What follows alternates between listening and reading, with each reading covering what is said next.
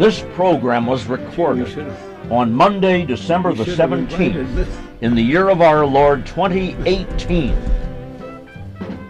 The opinions expressed by the participants in the following program do not necessarily represent that of this station or its management. Or anybody else. From the John DeVita Recording Studio, located in an undisclosed and clandestine location on the great northwest side of our fair city of Chicago, we once again are pleased to be presenting yet another edition of our monthly roundtable panel discussion show, Meet the Chicago Historians. Today we have submitted for your approval our last program of the year. Being the month of December, this is our special Christmas holiday show. Now here's the guy who started it all, John DeVita. Well, thank you very much, Rich. From the John DeVita Broadcast Center, ladies and gentlemen, welcome to another broadcast of Meet the Chicago Historians on the Windy City Hometown Entertainment Network on Monday, December the 17th, the year 2018. Today, the panel will be talking about Christmas in Chicago, and we have a very special guest in studio with us today. So sit back and enjoy Meet the Chicago Historians. And now to start today's broadcast, here's our announcer, Mr. Richard Lang. And now here's our guest moderator for today, John Kacholko. Well, thank you very much, Rich, and thank you, John DeVita. It's a pleasure to be here in the celebrated John DeVita Broadcast Center. We wish you could come down here and take a tour and see this fabulous broadcasting complex, but that's not permitted. There are too many checkpoints, too many security points. It's very difficult to find. No one actually is aware of the location. It's a deeply guarded secret, the underground headquarters of the John DeVita Broadcast Center. But we're here doing our December edition of Meet the Chicago Historians. We are in the third week of Advent. We are approaching the celebration of Christmas, which is now just 1 week away. 1 week from today will be Christmas Eve. So we are very glad to have you with us, and we hope you will find our offering today entertaining and enjoyable. As John said, we have a special guest, and so before I introduce our panelists, I'd like to acknowledge our special guest, and perhaps he'd like to say a few words.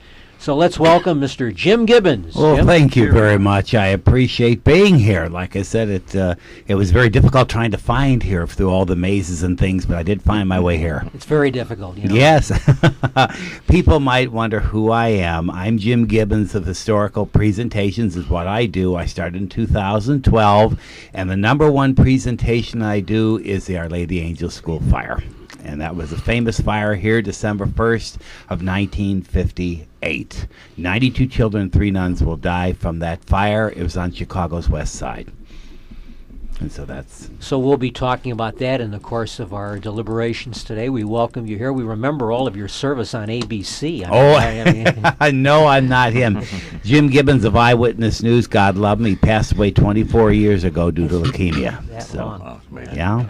Well, we're very glad to have you here at our... Same here. Thank you. I'm honored and privileged. At our December edition of Meet the Chicago Historians. And now to introduce themselves, I'd like to start, go clockwise from my left, and everyone lies to my left because there is no one to the right of me. So let's start with our announcer, who I always say has a terrific radio voice, our announcer. I'm Rich Lang, your announcer.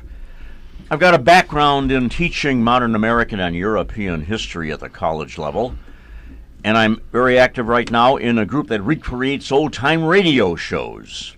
Jack Benny, Fibber McGee and Molly, all that sort of thing. So I combine a little history and old-time radio in my background. Cool. Now cut that out. Well, Rochester, why do you always have to do this, right? Where is that silly kid, Dennis Day? Well, okay, and we'll move on to the next member of our panel wearing a hat emblazoned with the letter A. Right. My name is Don Peter. I'm retired from Downtown Oak Park, the Merchant Association, and I enjoy being here. Good to have you. What does the A represent? Alabama. Alabama. So Tide. that's the Crimson Tide. So Right. the hat is crimson. The Crimson I Tide. have to have something on my And mind. they're doing quite well. They're headed for the top playoffs, I believe. I watched Yeah, one of they their are. games earlier. So Alabama. Okay, and that's moved on to our next panelist. Dennis Fitzgerald, John. I'm a retired Chicago policeman at 33 years and active in a variety of different organizations. And even in my retirement, I find that free time is a precious, rare commodity. John, if I could add to your opening comments, as far as guests visiting, the drawbridge is in a state of disrepair, and we don't drain the moat for any visitors to come in. So that's another factor to be aware of. And the sharks in the moat. Well, that's true, too. That's another deterrent. That's Are they one of loan the- sharks? a few of them, and I think, and of course the sharks get on well with the alligators. I think. On occasion. I think they work well together, having that moat filled with alligators and sharks. And besides, what other kind of sharks do they have in Chicago? Yeah, well, professional courtesy, they always say. There you go. And you've met our special guest Jim Gibbons, and I'm John Escachoco. I'm serving as moderator today. Our regular moderator Jack Ryan is not with us. We wish him all the best. We hope he's doing well. And Jack and his friend Tom McKenna are not here with us today. So I'll be your host and moderator. So we're here to talk about Christmas, but since we... Oh, Oh, no, hey, John, they passed me up, so that's normal. my apologies.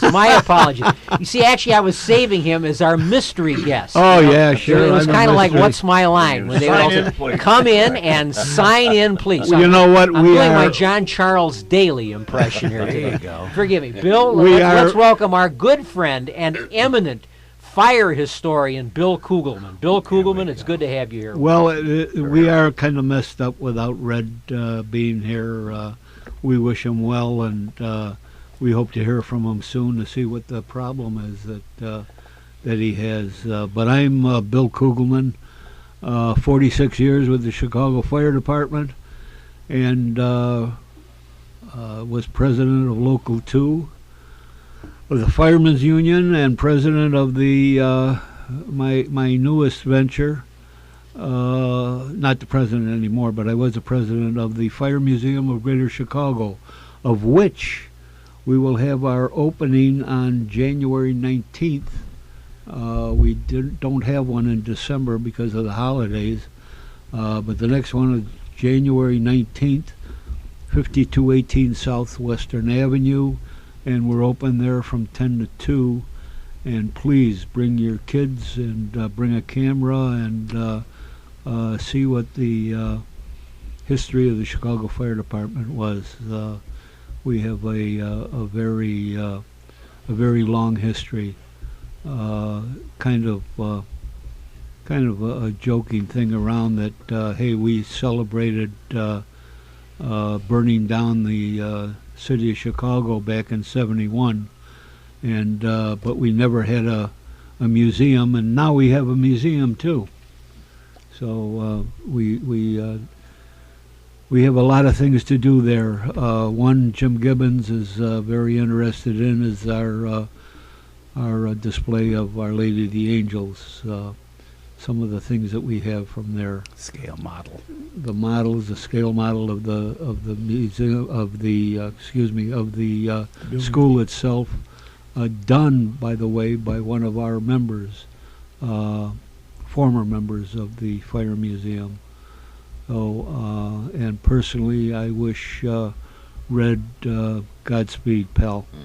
Here, here. And also, just take a moment to remember, ladies and gentlemen, that when I was with WJJG back in 2002, there was a couple guys that came up to me and says, why don't we do a show on Meet the Chicago Historians? And the panel at that time were just a couple of us, was Vic Reedy, Bill Klugeman, and of course a very special person, Ken Little. And Ken Little has passed away. It was 1 year, December the 8th, that Ken Little had passed on. He died on December the 8th, and his birthday was December the 10th. He was 80-some years old.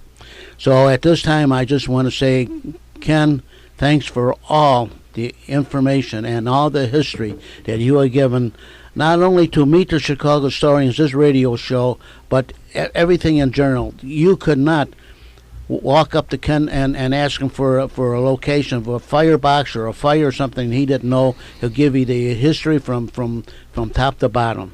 And every time I was with Ken, and I was with Ken since 1958, was when Ken and I became very good friends.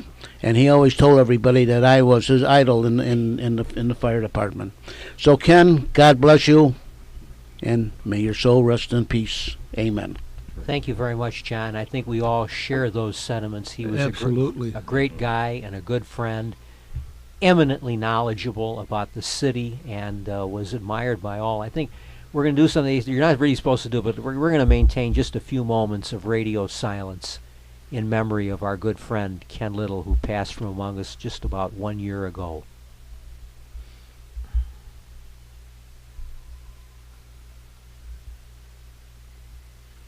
Thank you all very much in memory of our good friend Ken Little. Well, we're here at what is the most festive, the happiest and holiest season of the year, the season of Advent, the expectation of Christmas, and then a new year. But we will be talking about Christmas, but since we have observed just recently this special anniversary of a great tragedy in the Chicago area and in the city of Chicago itself, something that anyone who was alive at the time, and I was among those, remembers what a colossal news story the Our Lady of the Angels school fire was. It's impressed upon your memory in a way that very few events last over a span of 50, 60 years, but that one has. So we have a gentleman here with us who is a specialist in talking about the Our Lady of the Angels fire. So I'm going to start the ball rolling today with, we'll do our first segment in memory of that great tragedy. So Jim, would you like to tell us a little bit about that great catastrophe? Yes. Our Lady of the Angels school fire was December 1st of 1958. It was on a Monday. It was on a Monday in the afternoon between 2 o'clock and 3 o'clock in the afternoon.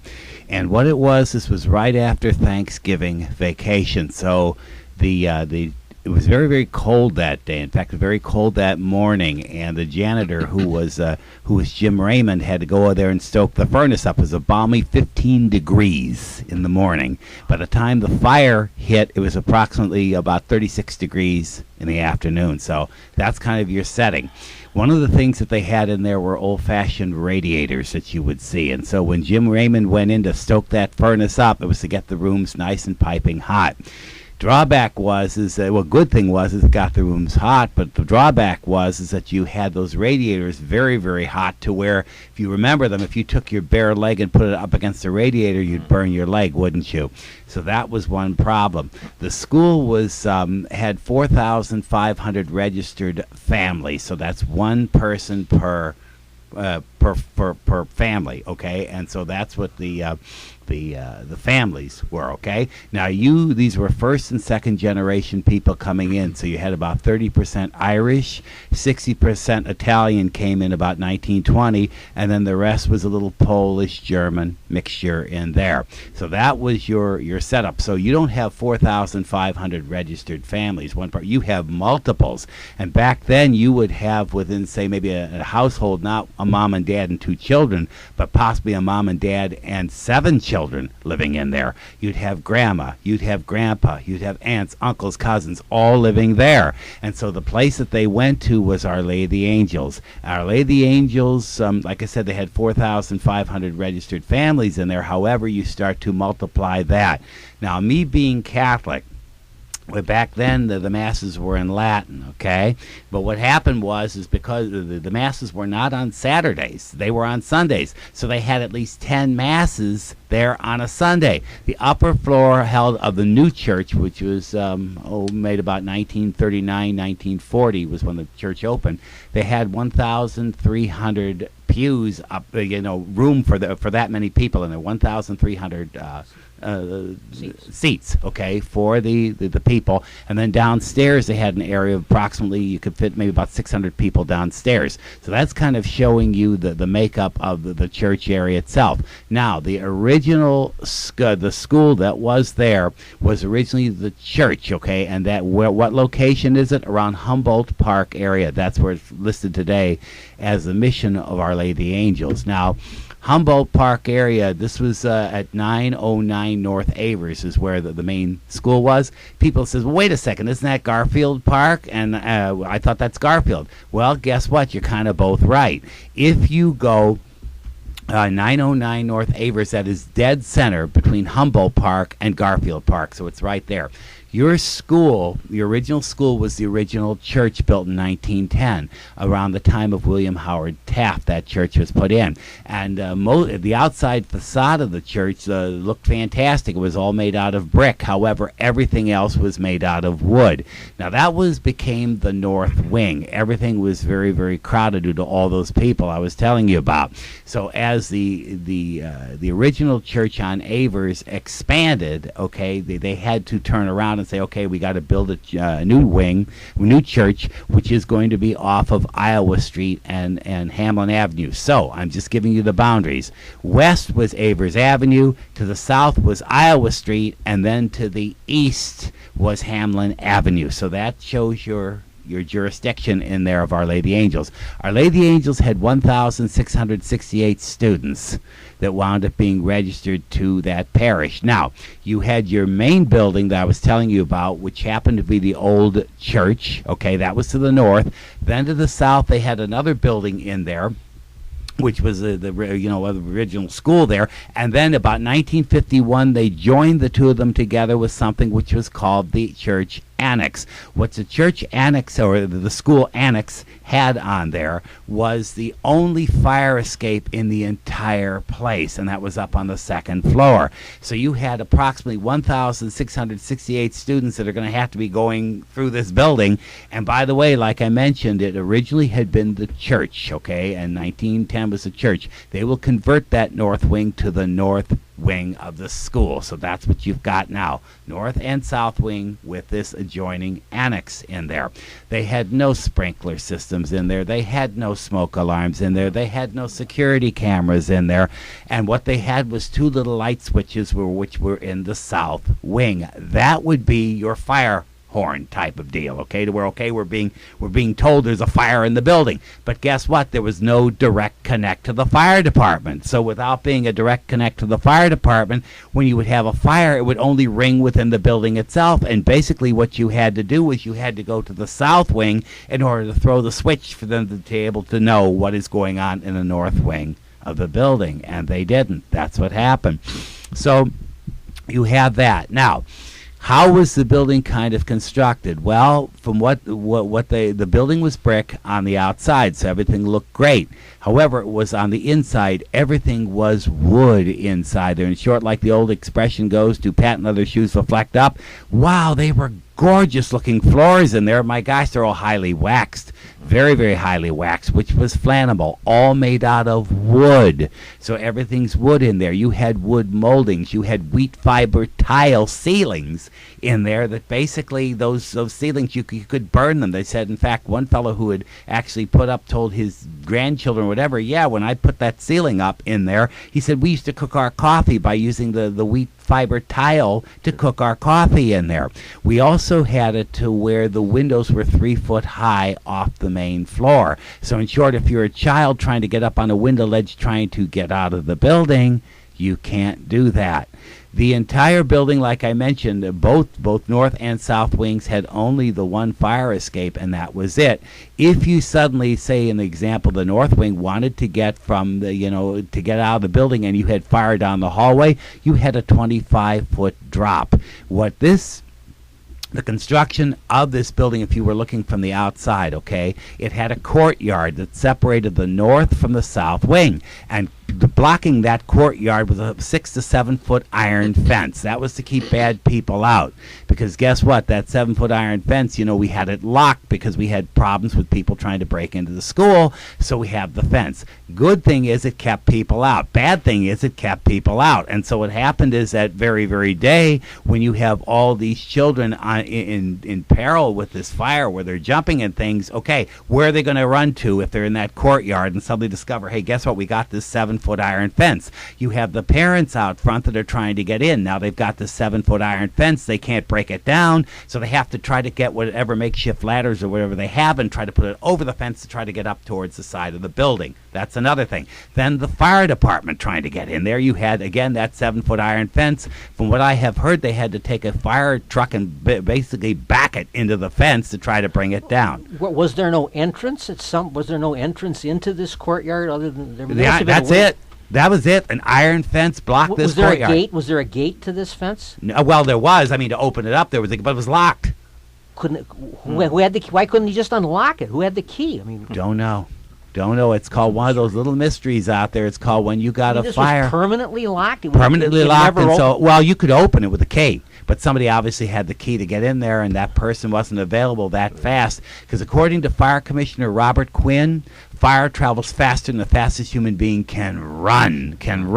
And so we've got this thing where people are trying to find keys. In the meantime, you've got a major blaze going up top. Now, what else they had, too, that I didn't mention was that and you wouldn't think this. You wouldn't think this at all. This building, you'd look at it and you'd say, well, this is a 2-story building. It was a 2.5-story building. What you had was an English basement. What an English basement adds is not only light downstairs, but it now adds height. So now this isn't a 2-story building we're looking at a 2.5-story building. So now we've got that problem too. The parents come up there with their ladders and the fire happens to be on the 2nd floor. We can't get our kids out. It's too short of a distance. It only goes up halfway up to the 2nd floor trying to get them out. Another problem that the building had, and you wouldn't even think about this, I wouldn't, they had hot tar that was poured on the roof. 5 layers of hot tar is on that roof. So what happens is, as a fire is trying to burn up and burn through the roof, it can't. And so that's what's going to happen. It can't burn through that roof. So we're looking at that as well. They also said that the fire inspector had been there at least a month or so prior to that and said, well, yeah, you're maybe not quite up to codes and that kind of stuff in here. However, the building is grandfathered because it's been so old. 1910s when it was built, it should be okay. Now, guess what? They had a door on the 1st floor. And where the fire started, it started in the northeast corner of the building. There were, there was a basement to the area, and the basement had a chapel down there. It had a girls' washroom down there. It also had the boiler room down there, and that's where that's where Jim Raymond would be there stoking the furnace. And also, children would go down there at the end of the day dumping school papers and things into that boiler room. So then you had the northeast corner there, which was a staircase that went up towards the top, okay? If you went to the 1st floor, you would suddenly see a door on the 1st floor. And so any fire, something with that door being closed, can't get through it, okay? So wouldn't go through it. If you had a fire then going up that staircase, you had an open stairwell. There was no door up on that 2nd floor. So fire would be able to go rushing through there. Now you're probably going to say, well, Jim, where did the fire start? I'm hinting at it. It started in the northeast corner of the building in the basement area. And so there was one of those old-fashioned cardboard bins that you'd seen down there. And you probably don't see them anymore, but they used to have like a wire up on the top, wire rung on the top of these cardboard bins. And basically trash cans, and what you would do is they would take like the papers and put them in the trash can at the end of the day. And then Jim Raymond or somebody would burn them in the furnace, and that's how it was. Well, from what I had heard, the fire started in that northeast corner, and one of those trash bins is where it started. And what happened was, they said it started, and it was starting to flare up, and then started to die out. Why? Because guess what? It didn't have oxygen in there to help it out. However, there was a window right next to it. The window will suddenly shatter due to the heat due to this bin. And so now it's going to start to chew, and it's going to like a chimney effect is what's going to happen with this thing. It's going to start to chew up the staircase. Now, with that many children things in there, remember the building was only like, it wasn't that old, okay, 1910 to 1948, okay? So you had all these children went up and down the staircases and things, so that made the building very, very tired.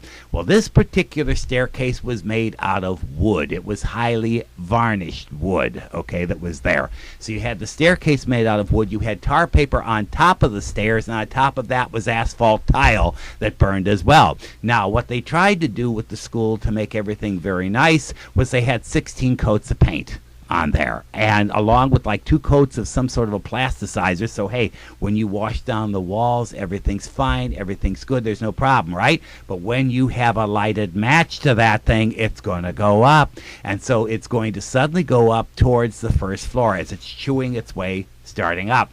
As it is chewing its way up towards the first floor, I had talked with somebody out of Bartlett area, and actually Barrington area, and this boy said, by the way, I was with another little boy, and we saw the fire on the opposite side. We had to go to the bathroom. We were in first grade.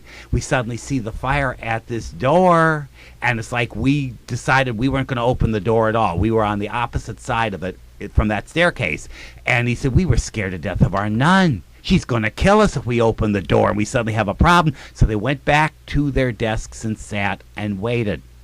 Now, with them doing that, what did they do? They saved the whole first floor. They didn't open the door and suddenly have a flash fire coming through that whole first floor. So that floor was saved. However, that fire is going to chew its way up towards the second floor, and there is no door on that second floor. Because of that, now the fire has free reign going right down that corridor. Remember something else I mentioned to you, too, is that it also had the 5 layers of hot tar up on top of the roof. So the fire can't go upward. There was something else that this is a really cool website. I beg everybody to look at it. It's called olafire.com is the name of the website. That is the Our Lady of the Angels website. They will tell you about something else that's in there. Now, I believe Hal Bruno, I think, mentioned this on the DVD, which is Angels Too Soon or whatever. But at any rate, what's going to happen is, by WTTW, this fire, what Hal Bruno mentioned, he said, had there been a door up on that second floor, it would have been a flash fire, or it would have been a fire in the staircase, and it would have gone out because the fire would have not had oxygen to put it out. But my thinking is this: according to the OLA website, there is something that they had in there called a pipe chute. And what the pipe chute was, a hole in the wall in that basement. What a pipe chute does is it has either wiring that you can go up, in between the building, or you can have like pipes. This happened to be pipes to an abandoned water fountain that was down in the basement area. So now there's a hole in the wall. And so with that, now the fire finds this hole, and now it's going up between the walls. So you have it not just going on the staircase, it's going up between the walls. Where is it heading? Towards the attic. The attic is called the cock loft. The cock loft happens to be about 3.5 foot high. It is made out of wood. It has all kinds of wooden beams, all kinds of cobwebs, all kinds of, whatever you have in an attic. From what I've heard, there could have been even old test papers and things up in that attic. So as it's heading towards the attic, what's it want to burn its way through? The roof. And it can't because of the 5 layers of hot tar being up on top of the roof. So the only place it can go now is across the top of the children and the nuns in there. That means it's covering the entire north wing, which has at least 6 classrooms there. And so with the 6 classrooms being there, you have not only the children, it's going across the hallway, and there also happens to be 2 vents, one on one end of the hallway and one on the other. Fire Commissioner Robert Quinn said that fire travels faster than the fastest human being can run. And so guess what? Now it's coming out. One end of the hallway travels fast to the other side. Now it's coming. They were trapped. They couldn't get out of there. Couldn't get out at all. So that's what happened there. Now somebody probably wants to mention something. I've been talking. Jim, I just thought I can't help but to recall. I was in a similar school. St. Priscilla's on the northwest side here. I was in there in the 50s, and it was in the sub-level, in a basement level, where the furnace was, where the trash heap was. To look back at it now, you realize what they had to move out of there. But construction at that era, all doorways routinely had a transit. Yes, they did. Which would let the smoke and transfer Glass from room transom, to room. correct. And it jumped out at me too when you referenced the 3-foot windows with those super hot radiators in front of them. That would, the kids were apprehensive to traverse that hot radio, even to Yes. to try to get out. Yeah. You said that they had an enrollment of roughly 1,100. 1,668 students, and 1,600. yes, 1,600. yes. In fact, the classrooms were designed anywhere from 40 children to 70 children in one class. And how many died in the? How many died were 92 children, and 3 nuns died in that fire. The overwhelming majority of the kids survived. Yes, they did. And I don't know that was as apparent through the years, because I never knew I never knew the enrollment was as large as 1,600. Yes. So when you heard that 92 kids had died, you assumed that this was a large portion of the enrollment. I didn't. So the great majority of the kids who were there escaped. Yes. So what was it?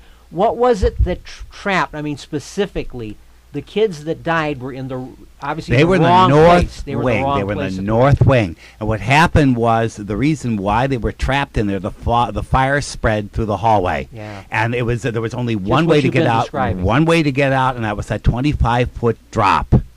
From the upper floor all the way down. Now, remember, I mentioned to you the first floor was shut off, so all those kids got out. All the kids on the first floor just got out of the building. Now, before I forget, because I talk too fast, but basically, who's going to pass away? 4th graders, 5th graders, 6th graders will get out. 7th grade and 8th graders are going to die in the Our Lady Angel School fire. And what we don't seem to realize is there were at least over 100 children that were badly injured, but the biggest key is mentally injured. We don't even, horror, I see that with World War II people that's fought in World War II. None of them speak about the war. It's the same thing. Well, we just didn't even see it on students. We saw it on parents. We saw it on firemen. We saw it on police officers. They wouldn't discuss this thing at all. It was so horrible an event. It was that so they just horrible. didn't want to talk about it. Richard J. Daley, mayor of Chicago, they said blubbered like a baby there with the fire department when they saw what happened. It's like, oh my God, all these children. The fire department said all we needed was 3 more minutes. What they needed, exclamation point, was a direct connect to the fire department. There was none. So everything went word of mouth. They didn't know. And so what happened was there was a lady. Her name was Nora Maloney, and she was in the rectory, okay? The janitor is suddenly going to discover the fire. And so he's going to go across to the rectory because guess what? We had no cell phones back then. This was 1958. What else didn't we have? No 911. None of that. So the only thing that they could do was... Where was the nearest telephone? Nearest telephone was about a block and a half away. That was the nearest call box. No, I mean a telephone in the telephone. Where was nearest? It would be in the just office. phone Okay, the it would fire be in department. the office, I would presume, of the school. But the Mother Superior wasn't at her spot. She was filling in for a teacher that was sick due to Thanksgiving. She was filling in all the way down to the very, very bottom of the south wing was where she was. And so there wasn't anybody phoning. So there may have just been 1 or 2 phones in the Yes, office. in and the that's- office. There are no telephones anywhere else. Nowhere in the building. else. And no no cell 911. phone. What No was ni- it? FI7 1313? Right. 313, Yeah. and remember the cost of a phone back in those Was days too. expensive. And this was a Catholic school. Sure. You know, I But went to that's Catholic for school. people to They're gonna understand that be it's not cheap. like today. There was 1 phone or maybe 2 phones. Maybe the secretary had a phone and the principal had a phone, and that was it. There weren't phones. There weren't phones elsewhere No, throughout the building. none. Well, we None. learned so much from that tragedy. I mean, yes. it changed so many things throughout the country, Yes, Throughout the many of our world. fire codes were changed. across the world. Across the world. Thank you, yeah. Bill. Yeah. I heard that there was like a school store within a half a block, and somebody went in there to ask to call the fire It was department. a candy store that was and right the next door. proprietor wouldn't let them use the phone. Well, what happened is, I believe this was part of this lady's house as well, okay? Okay. And so what you've got here is, I mean, who's going to say, by the way, the school's on fire next? Sure it is. And she really was kind of hesitant on doing anything because, I mean, what are you talking about? And remember, the guy just suddenly comes in. I mean, he could have been some nut trying to hold her up. So in the meantime, he leaves. She goes out to what? and took one. Oh my gosh! And she tries to go over. I believe she burned her hand on the door trying to get into the school herself. It's like, my gosh, this can't be happening. It can't be happening because she's looking up. The teachers are still teaching up there. They don't realize there's a fire. That's how fast this thing was happening, and everything was being chewed up. Now, before I forget, there was a reason also, like I mentioned. We went towards, I'm going to go back towards that rectory situation.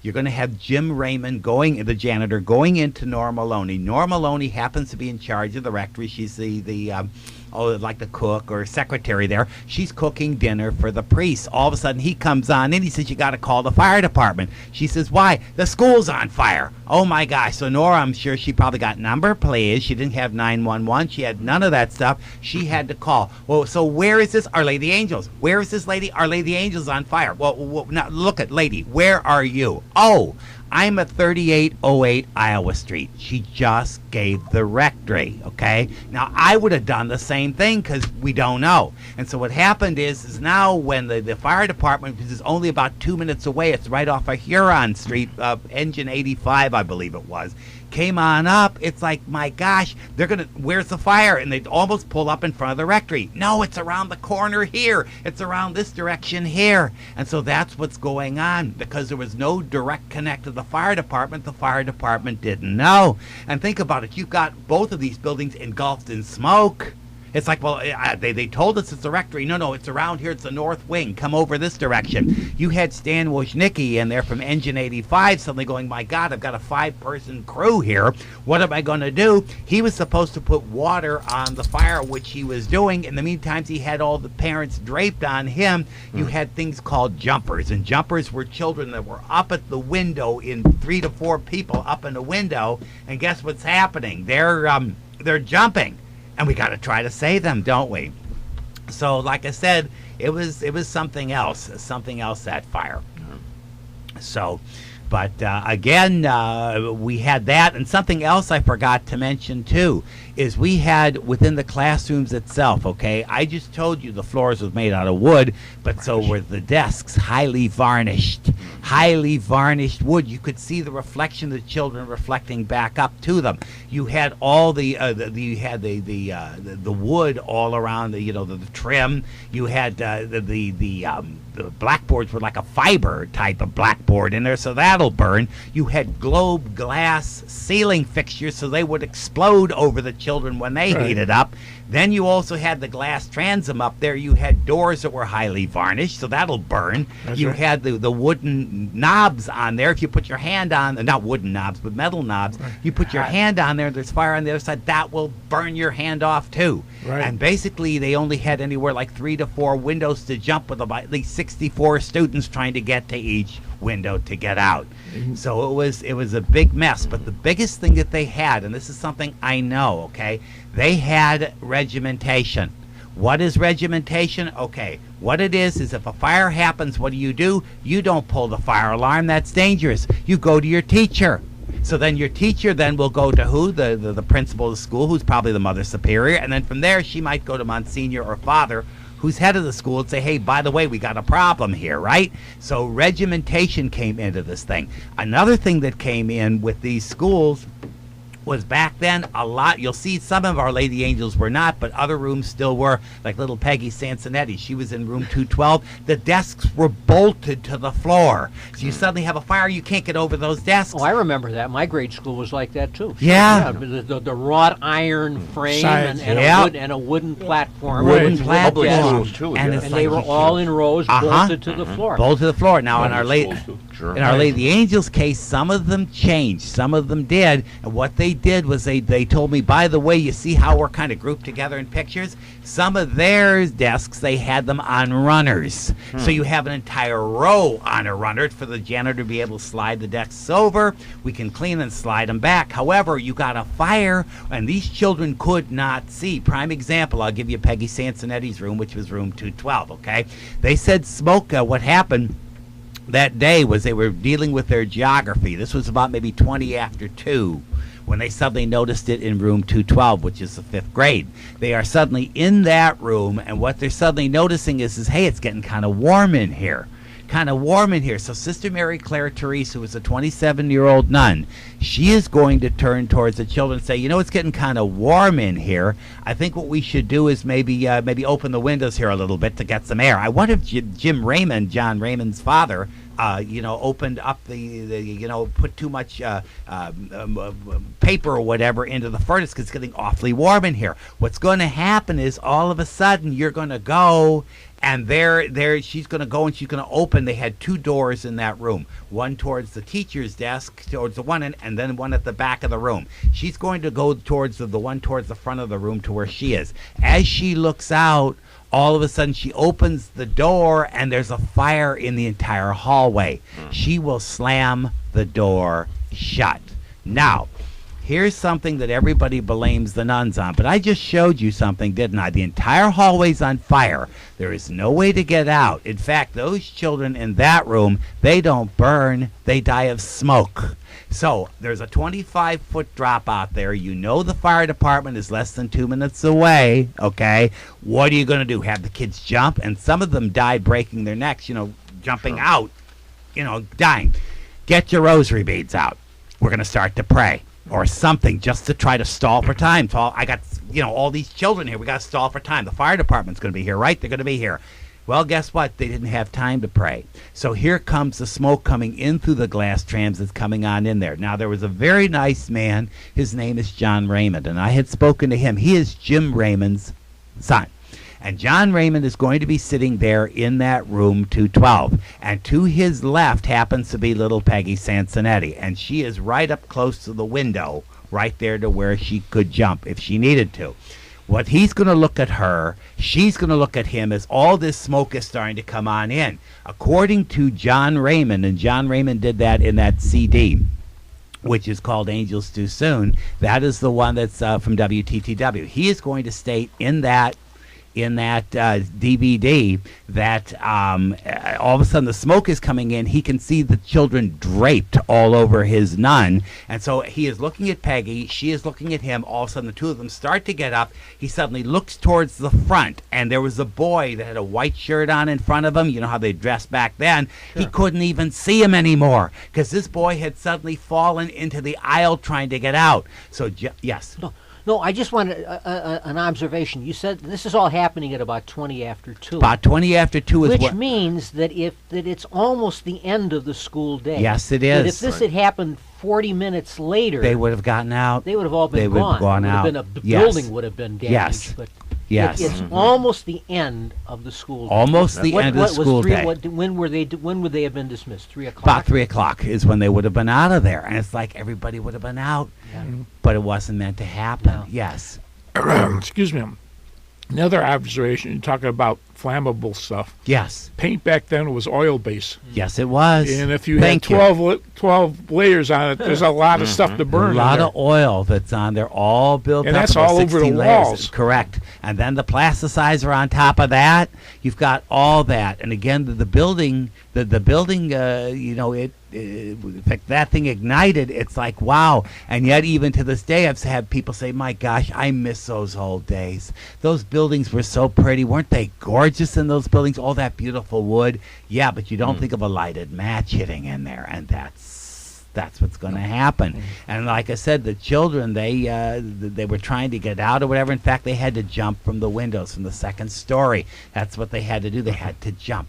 In fact, one of them, there was a lady in there by the name of Irene Moldarsky is her name, and she's going to wind up being in the 7th grade. Now, the 7th grade wound up being right up tight against the northeast staircase where the fire was. She's in there, and she's sitting there, and all of a sudden it's like, whoa, I can't stand history. I don't know why. I can't stand history. I don't like history. I want to get away from this history class, and all of a sudden they're suddenly seeing something going on. The windows are shaking. The doors are shaking. The air is being sucked out of the hallway. And she's like, oh, do we have ghosts? And everybody starts to laugh and giggle. All of a sudden, the war room is getting warmer and warmer and warmer. Well, her sister, who's Sister Kenny's, who's in there, she's suddenly going to go to her door, open it up, and slam it shut. And what happens is her face is now all blackened because guess what? That fire is now coming down that hallway. She slams the door shut, and all of a sudden the walls are starting to turn from white to tan to brown. They are getting ready to ignite. And so with that, Irene is going to suddenly get on up. And as she does, she is going to say, and that's again from that WTTW CD, she's going to come back and she's going to say, I had nobody to help me out. I knew I wasn't going to get any help. I turned into a ferocious animal and had to do what I had to do, which is to get my way up and out of that room. All of a sudden, everything in that 7th grade room will ignite. And she will get up towards the ladder. However, the ladder, her nun will help her get up on the ledge. As she gets up on that ledge to try to get her footing, she'll see the ladder, but it's too short. She will fall 25 feet all the way to the bottom, all the way along the bricks, and shatter her hip. And that's what's going to happen with her. So like I said, these things were very, very rough. This was very rough. And then we had parents that tried to save the children as well, would save other children, but their own children would be lost in there as well. Was there anything, for those that died, was there anything that could have been done that would have saved them, or were they doomed? Once the fire developed the way it did, were the 92 kids, were they simply... They weren't going to make it. There was no way they could get out. So there was no error, no mistake, no bad decision. No, as far as, well, if they by the time the fire reached them, they were doomed. They were doomed because of the 3-minute thing. The biggest error was error in time, because they thought the fire could have started around 2:12, 2:15, somewhere around in there, okay? But the time Nora called it in, it was 2:42. And that fire was racing like you wouldn't believe. So it may have had as much as 30 minutes to burn. So Stan Woznicki, by the time he got there was no... I mean, it's like this thing's a war zone all of a sudden. When I didn't even mean... I meant in terms of the teachers. No one did anything that if they had done it differently would have saved those I don't think kids. they could have, because of that fire racing down that hallway. They did the best they could. Right. They did the best they could. There is one cool one, though, in here. This was Sister Geraldita. Sister Geraldita was in charge of the 6th grade, okay? They were in something called the Cheese Box. Now, the Cheese Box was, I believe at one point, the little library that was in there. And so with the Cheese Box being there in this corner room, Sister Geraldita had something that nobody else had. She had a door in the back of the room. And the door in the back of the room happened to be towards something which was called the fire escape. And she was on that 2nd floor. However, when she went back to the door was locked, because guess what? We don't want bad kids coming in here, right? The drawback is she forgot the keys in the convent. So there are all these children sitting there. It's like, what do you mean we can't get out of here? They are trapped. And so they will escape, though. I assume the doors in those days didn't. In fact, I think this may have been an addition because of the Our Lady of the Angels fire. They didn't have what we call panic bars. They didn't have the levers. That thank you. I didn't even think it. Good idea. Wow. Didn't even. Thank you. Thank you. And yeah, you take a look at that, and it's like, no, they didn't have anything. Like, these were wooden doors, and with hands, metal knobs that once they heated up. Right. I can remember when those were installed in my parochial school, and I think it was after the Our Lady of the Angels fire. I can remember when I was very young, the doors didn't have those bars on them. Right. Wow. But by 59, 60, when I was in the 7th grade, then I think that's when they added those bars. You came up with it. Thank you. And those panic bars were the result of another Chicago disaster. It was called the Iroquois Theater fire. Yeah. That's another story. Yeah, and that was when the doors were opening in. Yes. Oh, yeah, they also had those locked, didn't they? So bad people couldn't. As a result, they had to open out, and they had to have panic bars. You got it. Isn't that something? Were any children saved by being able to jump into nets? Did some of the firemen... I would presume so. I would presume so, but that I'm not sure on that. Maybe however, they were so far away. They said they had mattresses down there. The drawback is those nets weren't going to work, because you had children with 75 pounds to 100 pounds trying to get them, and then you had them all at the windows. They were all there. So what happened was that's where you had, say, like Charles Kamen was one, or Roy Valdi was another two. Those were two brave firemen that came up to try to help those 8th graders. And the side where the 8th graders were, they were in that courtyard area on the north wing, and so you had 8th graders who could be anywhere from 75 to 100 pounds. They said one man tried to help save his family out of there, and basically what's going to happen, the guy's going to have a heart attack. So here comes Charles Kamen with his truck coming on in there, and I believe Kamen's the one who had his truck back up or something where they got down the iron fence. He and Roy Valdi are going to go up in there to try to get the kids out. The drawback is the room is going to get ready to flash. And so what they had to do was they had to grab the boys by the belt. They said because boys had belts on, Hand them down. yeah, you'd be able to hand them down, but with them, they actually had to drop them because guess what? The room's going to flash. And so they said poor Charles Kamen had to lean in, try to grab a child and pull him out. And if I could grab him by the belt, I'm going to try to swing him around behind my ladder. By the way, the ladders were all made out of wood. And so these got these ladders shaking, trying to get the kids out, and now the rooms are getting ready to flash. According to one gentleman whose name was Larry Source, he was in the 8th grade room. When he saw Charles Kamen's face at the window, he said, "My God, that's the face of God." Looking at me was good old young Charles Kamen up there, the fireman, trying to get him out.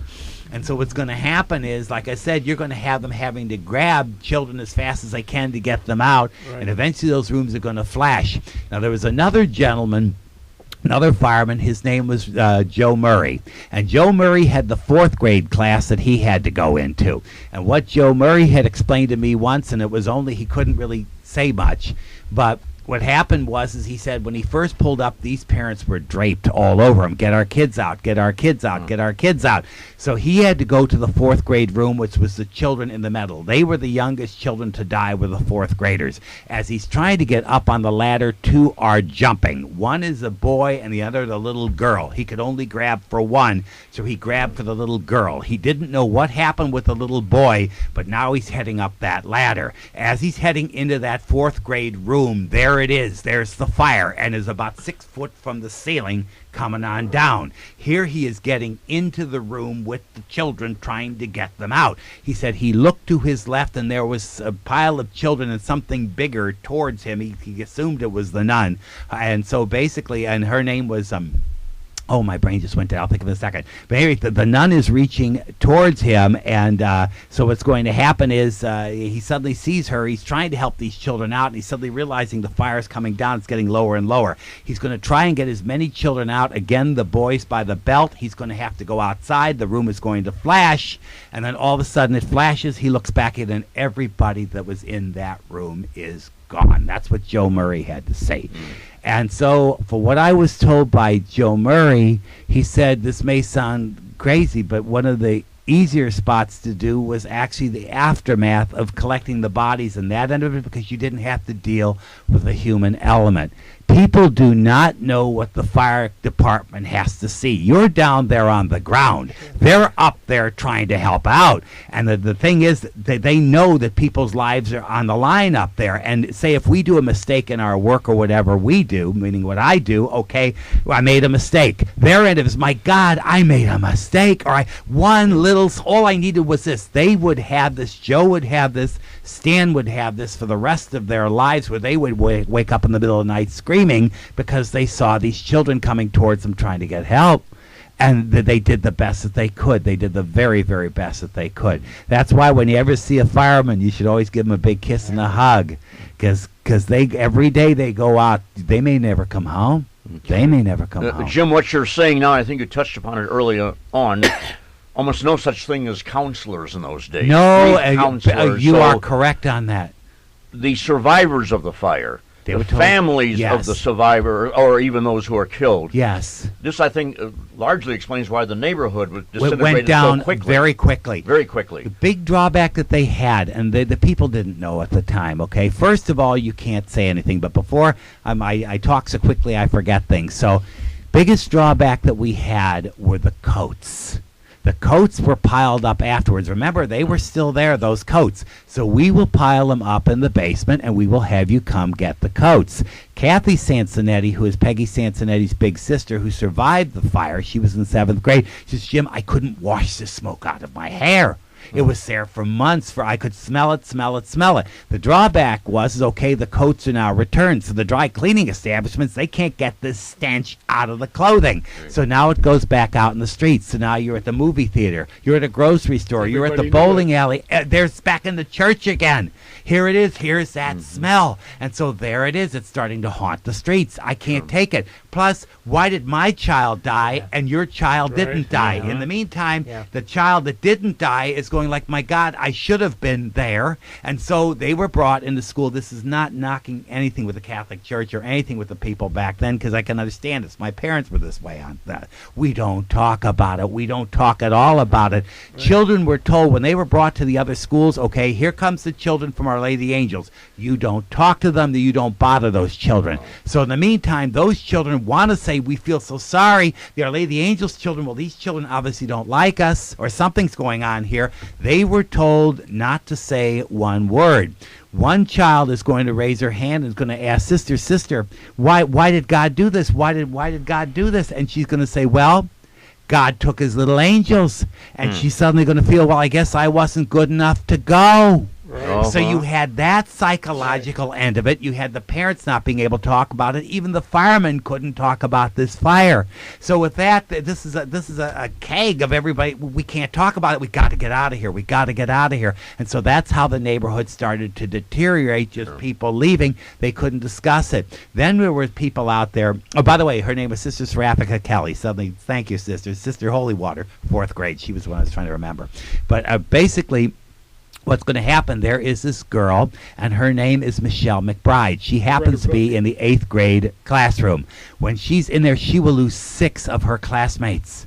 And Michelle McBride will get burned very badly. I want to say at least 36% of her body will be burned. She's going to have to be on something called a striker bed.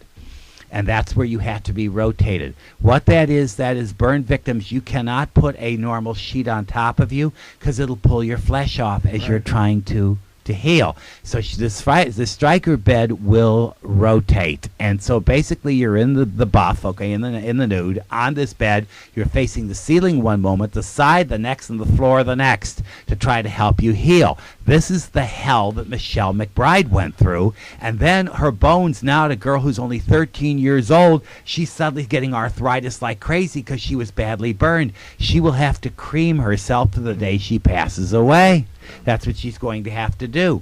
Now, there was another girl who was opposite her room. Her name was Valerie Toma. And what's going to happen with little Valerie Toma is she's the same age as Michelle, but Valerie's very upbeat, very, very happy. Michelle's very angry. Michelle's like, I can't believe we're going through this thing. And there's Valerie in the adjoining room, and she's all smiles and happy, going through the same thing. I can't believe this. Well, Valerie's always very upbeat and happy. Michelle is not. Right. And what's going to happen with Valerie is she passes away in March. So that is going to wind up becoming Michelle McBride's mentor when she writes a book called The Fire That Would Not Die. I've got that. She's going to mention a girl, Helen, and she's going to say Helen dies. That would be Valerie Toma. Right. Valerie Toma became Michelle McBride's mentor, and there was a man, long story short, who had bad legs in Del Webb, Sun City. He told me that a lady used to write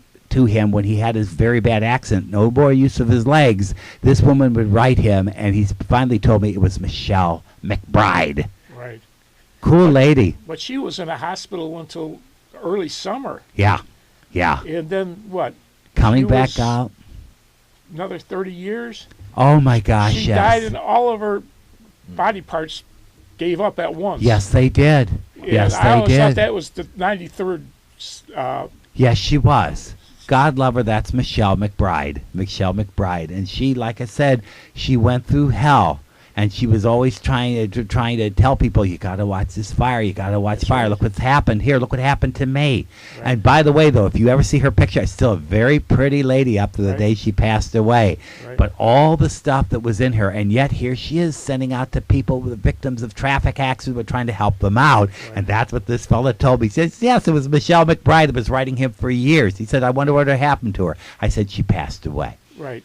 And did she jump from the building, or she died? It burned in the building. I want to say she had to be carried out of the building, but again, I'd have to go back into that and check on that one. That one's I'm not sure on. If she jumped, I know Valerie Toma jumped, and she was on fire when she jumped. Right. So. And there was a couple of the kids actually got married to each other. Oh yeah, that was Irene, and she married a fellow by the name of Jerry Andreoli. And Jerry Andreoli was in Sister. I love this, Sister DeVitas' room. Okay, Jerry will be burned at least 36% of his body. He's going to be burned, and so he's going to have to go to St. Anne's Hospital. And when he's at St. Anne's Hospital, there was a girl that he liked. Okay, and this is 8th grade. This isn't whatever. Like this girl, her name was Beverly Berta, and he's going to ask about Beverly Berta. Beverly Berta is going to be the only child who's not going to make it out of that room. Sister DeVitas' 8th grade room. Right. Father Joan Ubaney is going to be there with Sam Tortoris, who happens his daughter Rose is in that classroom. They're going to be there to try to help bring the children out the window, swing them down the hall, and send them down there. Well, what happens, though, you were asking me about Jerry, is he liked this girl, Beverly Berta, and Beverly Berta will still be there on the floor. She will die of asphyxiation in that 8th grade room.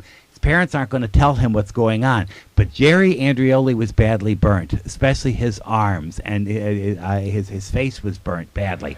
And so what's going to happen with him is he is going to have to go back towards something called hydrothermia, to where he has to have his joints kind of almost like the Tin Man. I'm stuck, I'm locked up. So he's going to have to go back to the hospital several times. He's been through at least 14 different surgeries trying to get him back. He said that it took him at least a good day to have bandages started at the beginning of the day, to have them removed and changed by the end of the day. Right. That's how bad it was. He will marry Irene Wildarski, is who he's going to marry. And when he does, they are going to be married in 1968 at Our Lady of the Angels Parish. Now, what is so cool about Jerry Andreoli is Jerry Andreoli sees that Irene's got problems. She locks up like the Tin Lady. And so he was going in technology and that kind of stuff. However, if you saw Jerry Andreoli today, he would hand you his card. You know what it would say on there? Dr. Gerald Andreoli, chiropractor. So he helps his wife out. This is the Titanic. This is the love affair. A very handsome, beautiful couple to this day. You could I've spotted them from across the room. By the way, she's extremely pretty looking lady. Very, very pretty looking lady. Handsome couple. That's the Andreolis. The lady, she worked in Oak Park, and that's where I got. Oh, really? She worked at Montgomery Wards. Oh, Irene did? Yeah. Oh, wow. And very pretty lady. And she would bring stuff to the Merchant Association, which I worked for, and she seen the book, Michelle's book. Yes. And we got talking, and oh wow, isn't she pretty? Yeah. Still, oh my God, she's older than I am. Let's put it that way. Very pretty lady. Very pretty lady. She's Right. striking. Well, she would have been 73, because I'm not saying it. I let you say that. I was the I same know age that. as they were when they were Right. in 8th I figured grade. if she heard this, my age, but no, I'm teasing on that Right. anyway. Well, it sounds as though the bottom line of this is that the Our Lady of the Angels fire was a tragedy waiting Yes. to happen. Yes, it was. There was just a combination of bad circumstances Yes. that no one had ever anticipated. No, and we There had had never never. been a fire tragedy in a school of that nature. I mean, the whole city burned down in 1871, but you hadn't had a school tragedy of that type that would have caused people to alleviate some of these circumstances and think ahead to the possibilities of a fire. Well, actually, though, there was a school tragedy that was out there. In fact, this was Lakeview Elementary School, and that was in Ohio. That was almost 50 years. It was March 4th, 1908. 178 people died in that one, and that started, from what I have read, in a basement staircase going straight on up. But of course, in 1908, Yep. there's Who no has television, there's Nope. no radio. Aren't we lucky today? So no one, it's like a tree falling in the forest. If no one knows about it, does it make a sound? how many people would have known about Yeah. this tragedy? Maybe it was in the newspapers, but in the newspapers in the wastebasket. Right, people didn't know. So it didn't have the in 1908. It wouldn't have had No, the impact. But you know who's smiling at me? Ken Little right now. He's smiling at me because guess what? We had this conversation. I said, isn't it great today, Jim, that we haven't had this happen again? Right. We haven't had it happen again because of all of our fire laws, the fire codes, all that kind of stuff. We're watching because of our and that the last conversation he and I had, that's what he brought to my attention. I thought, isn't that ironic? Well, Right. it's like Pearl Harbor. I mean, Yes. there's never America has not experienced another Pearl Harbor in terms of the military. We had 9/11, but that's a totally different circumstance. But our military has never suffered that kind of a devastating attack Right. because they learned and they weren't complacent the way they were in Hawaii in December Right. of 41. So, I mean, the only saving grace of any of these things is that you learn Yeah. and hopefully do not repeat Yeah. the colossal failure that Those who do Jim- not remember Jim, the I think past will I'm, never repeat it. I think I remember another school fire in Texas Yep. around that New time. Lenox school Yeah, fire. Yep, yeah. that was due to gas. Yeah. Gas explosion. Yeah. Walter Cronkite covered that one. That's the way it Oh is. yeah, that's the way it is. Tuesday, December Yeah. the 4th, 1974. In Yeah. New York, this is Walter Cronkite. Walter Cronkite. Allegedly, they had a kid. I don't know when he did it, but he supposedly admitted to setting the fire. Yes. And from what I understand, neither the city or the archdiocese wanted to pursue it. Is that correct? That's what I was hearing. The boy does have the confession of this boy is on olafire.com. Okay, it was I guess a polygraph test, something like that. I'm not good with what I just said, but it was a special test that they did on him. His parents had them do it, but then afterwards he did kind of say, well, yeah, this is how the fire got started, whatever. But all of a sudden the parents are going to turn around and say, hey, wait a second here, this shouldn't be doing whatever, and they're going to throw it out. From what I had heard, and this is what I have read, let's face it, people don't want to kill people if they can help it. At least I hope not. But this kid they said that he was Drew Brown, I believe was the gentleman's name. I believe he was the Chicago Police Department. And Bomb and arson. Bomb Drew and Brown. arson, thank you. And he's going to come back and he's going to say that, you know what, he said that this kid, they felt it was this kid that set the fire. And what he said, what we're dealing with here is a pyromaniac. What the boy did, he started his first fire when he was like in kindergarten. He burned a garage, and then he kept going throughout the neighborhood. They knew he was out there doing stuff, but never dreamed that he'd do it to the school. So from what I have heard of what I have read, he may have chatted with a friend that day and said, you know, we were off on the weekend, okay, for Thanksgiving. Hey, maybe we might be able to get a little bit more time off. So what they're going to do, and this is per everything that I've got, even the book, To Sleep with the Angel, The Story of a Fire, it has in there, the CD from WTTW, everyone says this. The boy struck 3 matches, threw it into the bin, went back upstairs, sat, and waited. And that's what happened. And they... I've actually seen this happen with myself. I lived in Downers Grove. We had a home that was two doors down from mine. And this kid went in there when the people went out to the grocery store, whatever. Guess 16-year-old kid poured gasoline all over the house, set fire to it, stood out in front and watched. The fire department said, you know how this started? Yeah, I did it. They took him away. The kid was nuts. And so that's how this guy was. How old of a 10 child? years old. What was he? He was 10 years old. In what grade was he? He was in, I believe, 5th grade. 5th grade is what he was in. And so basically he would raise his hand at 2 o'clock in the afternoon and say, hey, by the way, I got to go potty. Now, I would have done the exact same thing that the teachers did, which was, okay, go, but come right back. So he will go from that 2nd floor and he will pass a toilet, which was probably sisters or whatever, faculty toilet, and go right down towards that northeast staircase, right towards the basement area down there. He will strike those 3 matches and throw them in the bin and then go back upstairs and sit down and wait. And that's what he's going to do.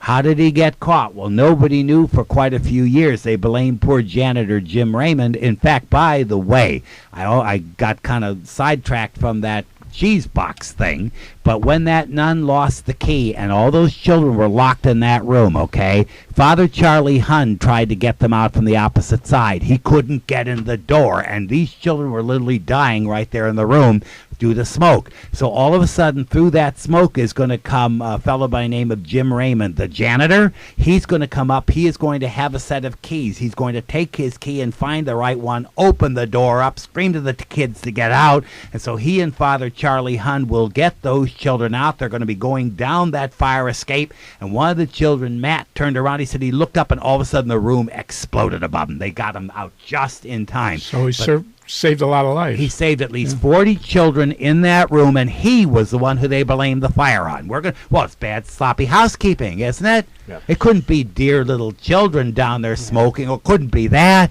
It's got to be you. Go ahead. Is the fellow, this individual, still alive? No, he passed away in 2004. Now, to wink at you something pretty quick, the neighborhood, for some reason, do not want that child's name known, anything like that. So I'm like Sergeant Schultz from that TV show. I know nothing. I won't betray them because they are kind enough to allow me to even talk about it. Were there two of the ladies from survivors from Our Lady of the Angels that were very, very into the Friends of OLA actually knew where he was working and where he was living. He was an over the road truck driver, and he was in California. They went out to California. That was Charlene. And yes. Was he ever involved in any further fire? Never again. Nothing out there. They got the police, the fire chief, the people out there, and exposed them.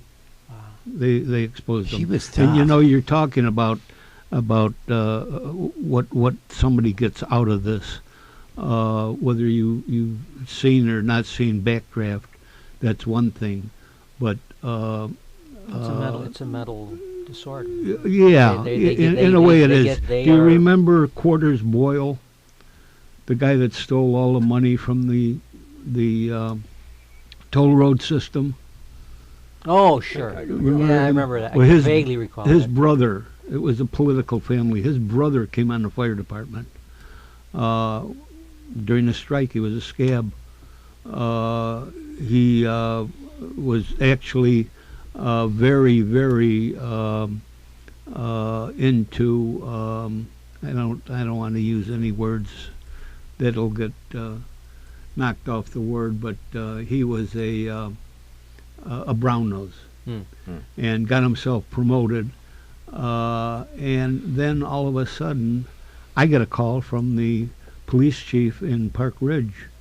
The guy's out there starting fires, and he did time. He did. He should still be in, as far as I'm concerned. Well, everyone knows the word pyromaniac. So yes, exactly. It is That's an what affliction. Brown I mean, said. people Like the are co-author, there are yes. people who enjoy seeing things burn. Now, the gentleman you were talking, or I use that reservedly, but isn't his wife writing books too? He was. You're talking about Cowan. Yeah, You're that's talking one. about Cowan. Right. His wife This was is more of David a Cowan. ghost searcher. David, yeah. She He does writes the historic ghost- haunted yeah. tours. Yeah. Right, the- but with his the wife, bus. whose wife was doing she was into the ghost kind of thing. Yes, Still and is, she yeah. still does. Right. From She what I still does. understand, they got back together. And again? he, Oh, that's well, surprising. whether they did or not, but he did time too. Right. And Yeah. he was during that time that I was with the Friends of OLA and getting into that, he was a hero of theirs because he, along with Kunstler, wrote this book. Okay. And my God, he had nothing but wings on him. But then they used to have, every year they had a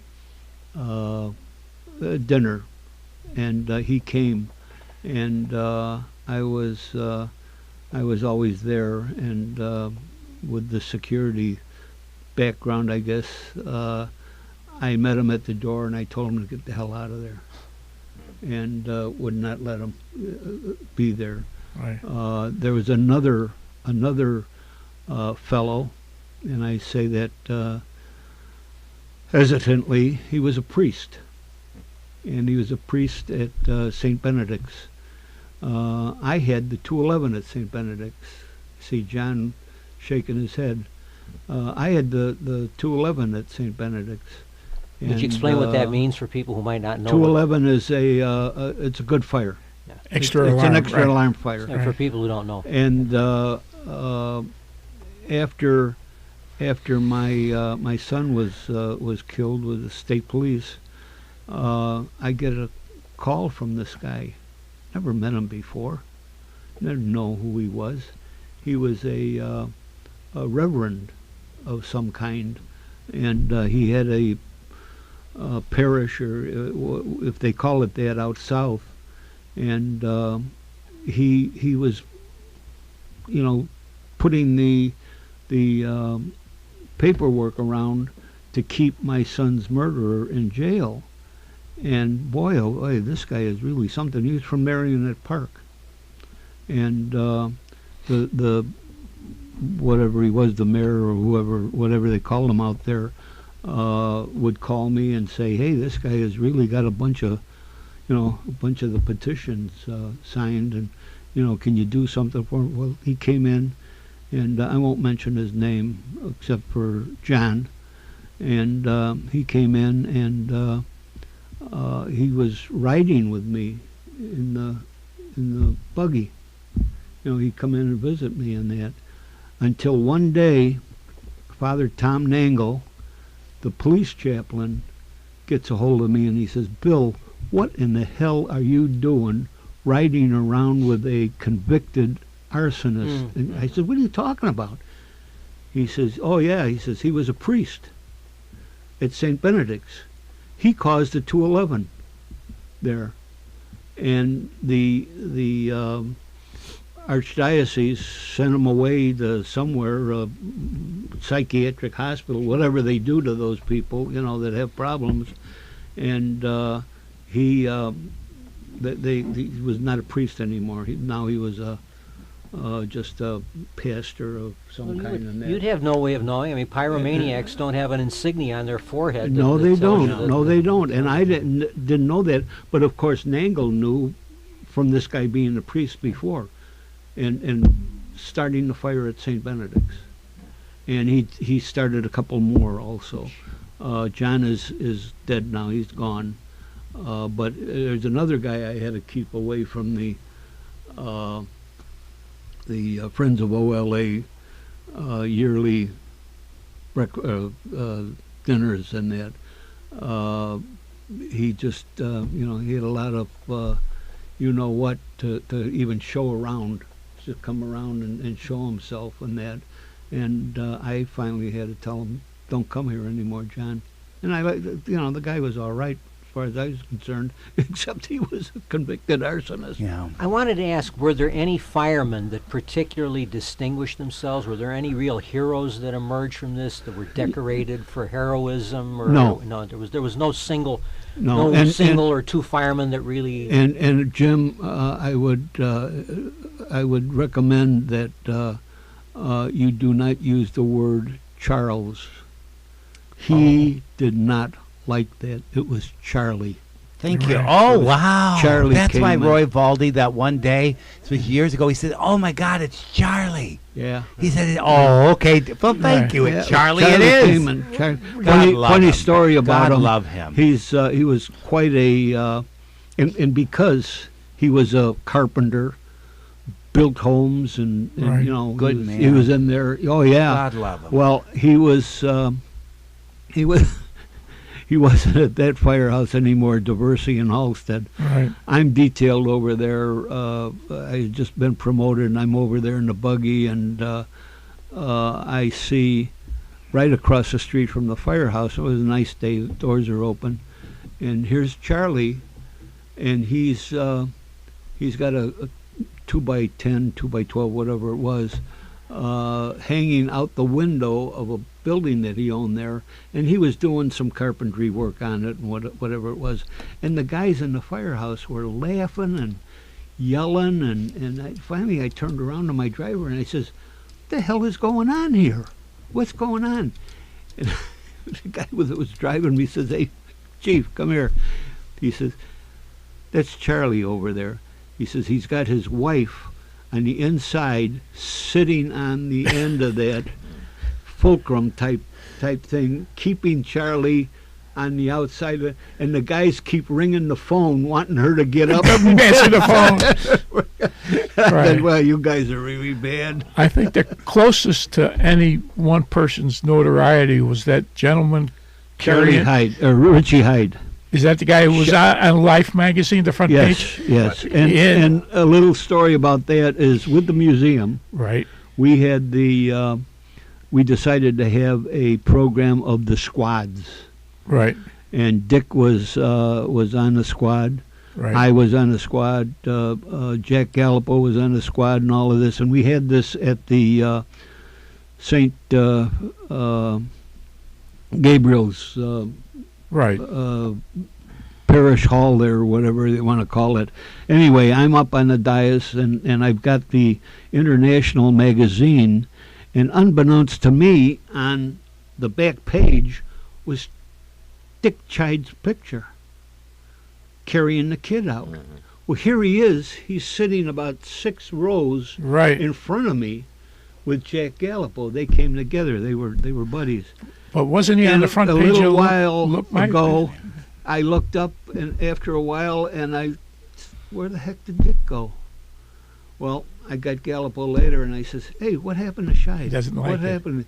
He says he saw you pick up that magazine, and he saw his picture on there, and he was afraid that you were going to talk about it. Right. And he just couldn't take it anymore. Right. You know, and that is a lot of people were like that. Right.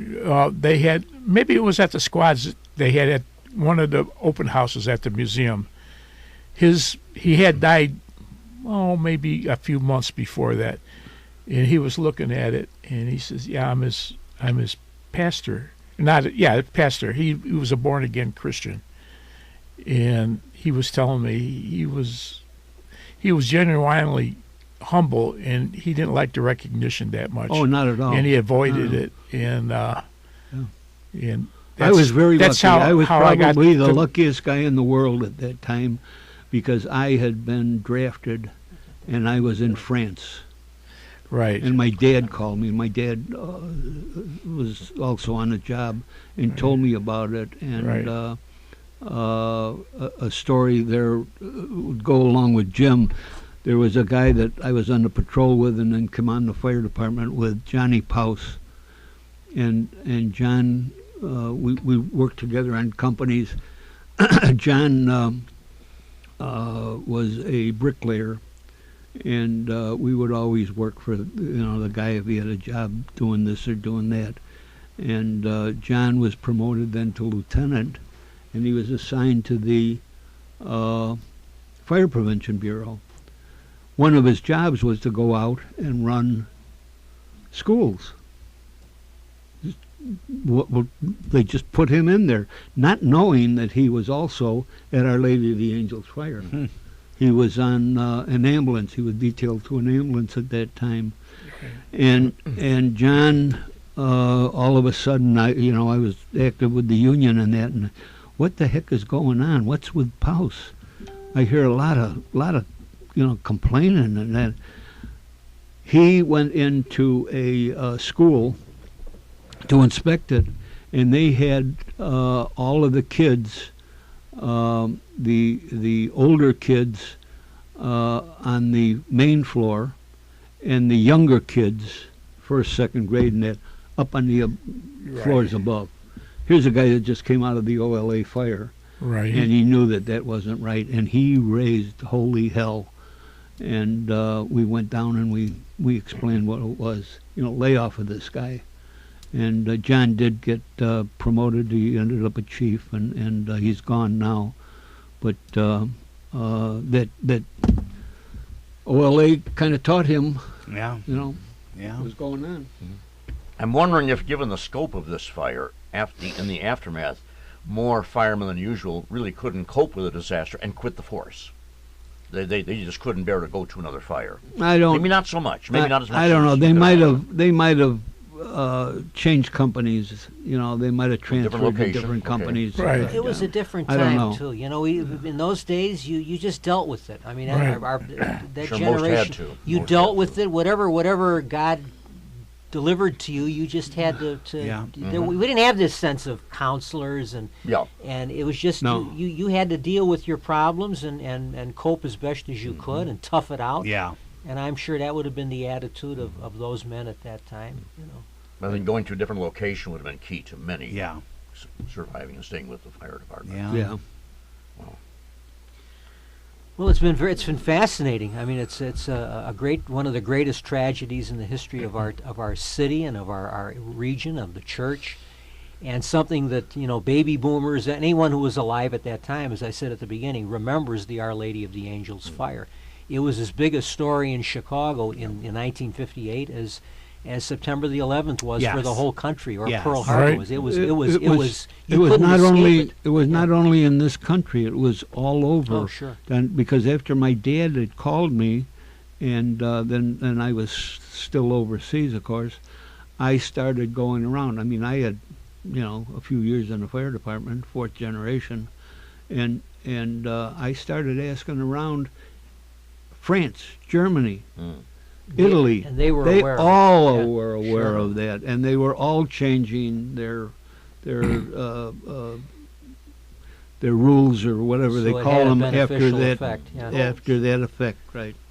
It's kind of sad to think, and it still goes on, that you have to have a disaster like that before anybody would even think about it, changing codes and stuff like that. Sure. Because if it hasn't happened, you're not prepared for it. You're Out not, of sight, you're out of not- mind. You're not dealing with it because it hasn't happened. So, Right. and your mentality would be, well, these buildings have been there for 30, 40, 50 years. Hasn't happened. So Yeah. well, obviously Right. there's nothing wrong. There's like you said, the fire inspector said, yeah, well, We're this fine. building's we're old, okay, but it's- we're all right. yeah, We can make it through this Sure, thing. sure. I mean, well, look what happened human in McCormick Place. Sure. I mean, McCormick Place was a brand new building, and yet the whole place went up, right? Sure. I think the Houseware Show had something to do with that because they got all this stuff. I've in heard there. that it wasn't the building so much that burned; it was all the contents. And And there you go, your Houseware Show. Right. You mentioned wood, and we think, well, I remember reading about the Hindenburg, Yes. the great German airship. The only wood on the Hindenburg was the piano, Yeah. in the ballroom, or what constituted a ball. But that didn't protect the Hindenburg from going up and being destroyed in lot a of fireball. plastics. Right, Well- right. Well, the plastics. I don't know if any of you saw this, but there was a expose, I guess you would call it. I think it was on 60 Minutes yesterday. About plastics and That's about right, I how forgot a little bit of that all yesterday, over the yes. world the Volume of it, the volume of tonnage junk right. being and disposed. the fish that Sure. die from it, That's and right. the animals that die, the birds that die. We live in a uh, plastic society. Exactly, Everything is it was plastic. very, very It's Totally interesting. unbiodegradable. Yeah. well, yeah, what used to be wood and metal now is plastics and synthetics, and it's all Cheap, oil easy to based. produce, sure. Well, let You me know, ask you that. And you something, throw it away. You people are something like talking. that, though. If you put a match to plastic, what's going to happen? It's going to blow up. Melt. Okay, melt. melt. Could that Melt. give you bad gas? Yeah. Okay, now why do the Gases. schools have all these things in there? What if they had a fire in the school that has plastics in there and you can't get out the windows? Well, we're fireproof, aren't we? Yeah. There's no problem with it. But the The smoke, gas, the that's what poisonous, killed the Peggy poisonous Sansonetti. smoke. Sure. Everything, furniture, the carpeting. Yeah, people don't everything. You know what I learned too, and I just read this someplace. Somebody sent me this. I didn't realize this, but when the firemen went up into room 212, which is the first room that they had to go up into, from what I had heard, they said they had water up to their shin. In the classroom, water up to your shin as you're coming in there. It means the classroom was filling up. It means the door was closed. All that's filling up. It's like, my gosh, I didn't even think of that. I just saw that the other day. I'm like, whoa.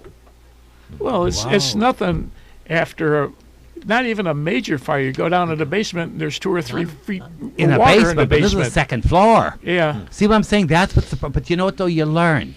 And you don't realize these things can happen because, hey, if you get hit with a fire hose, it's going to fill up like a swimming pool. But you know what? Didn't dawn on me. You know that was the second fire ever to have a cherry picker. which is they Right. said Fire Snorkel. Commissioner Robert Snorkel. Quinn's deal was the Yeah. snorkel system. They said there was a warehouse Right. in October.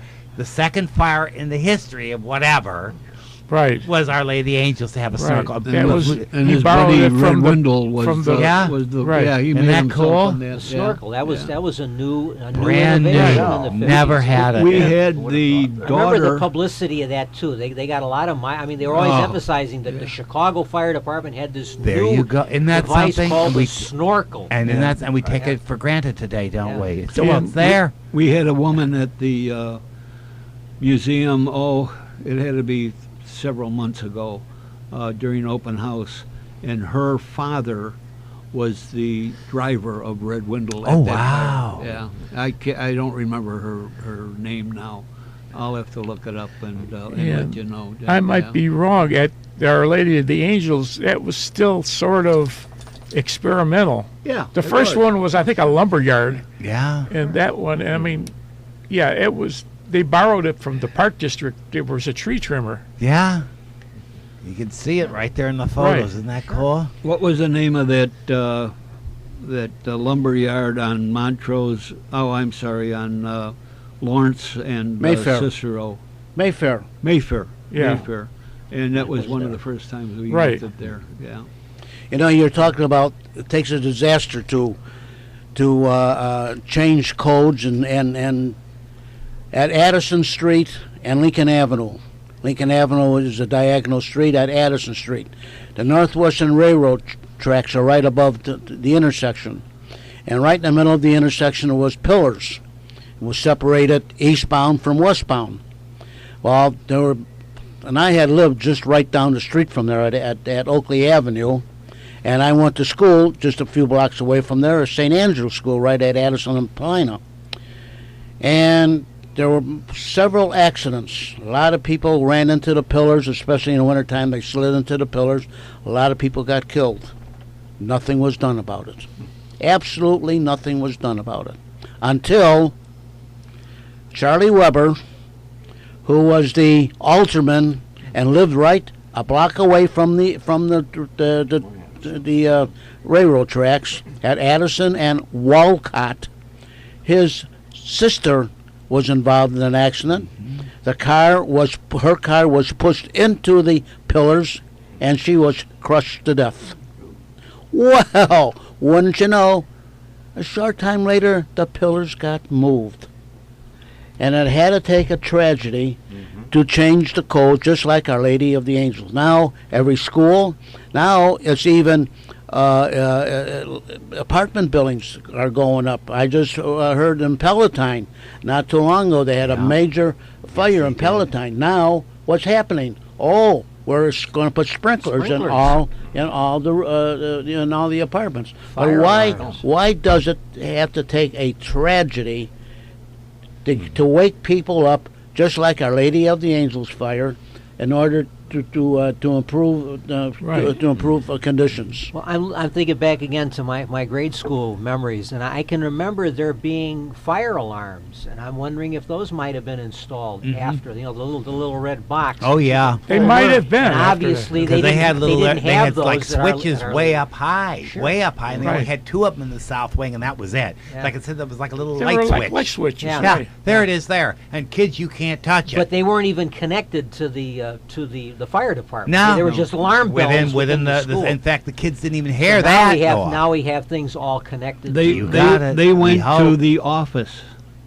and then the office would Yeah. inspect as it. if or, you'd have you know. time to go yeah. through the chain of command. Yeah. You know, when And when you there's a- don't. The saddest thing is the Mother Superior was the furthest away from the fire of any of them. They said she went. I'm wondering if there were frequent scheduled fire drills at Our Lady of the Angels schools, and how long before the fire They- had the last one been. Not that that was a real answer to anything. Nope.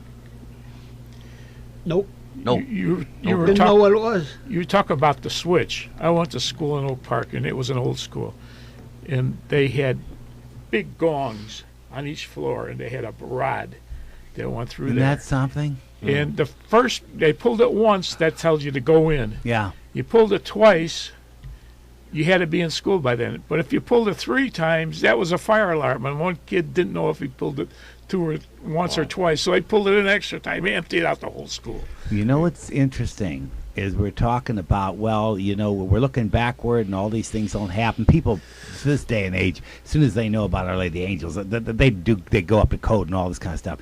Well, there was recently, been to a retirement village, and I won't say where it is, but this one man was with the fire department at one point, and he's now in a retirement village, nursing home or whatever. And he told me a story about a place that was near him, from where he was at a church, and the church was told, by the way, you've got this school in here, you're going to have to update it.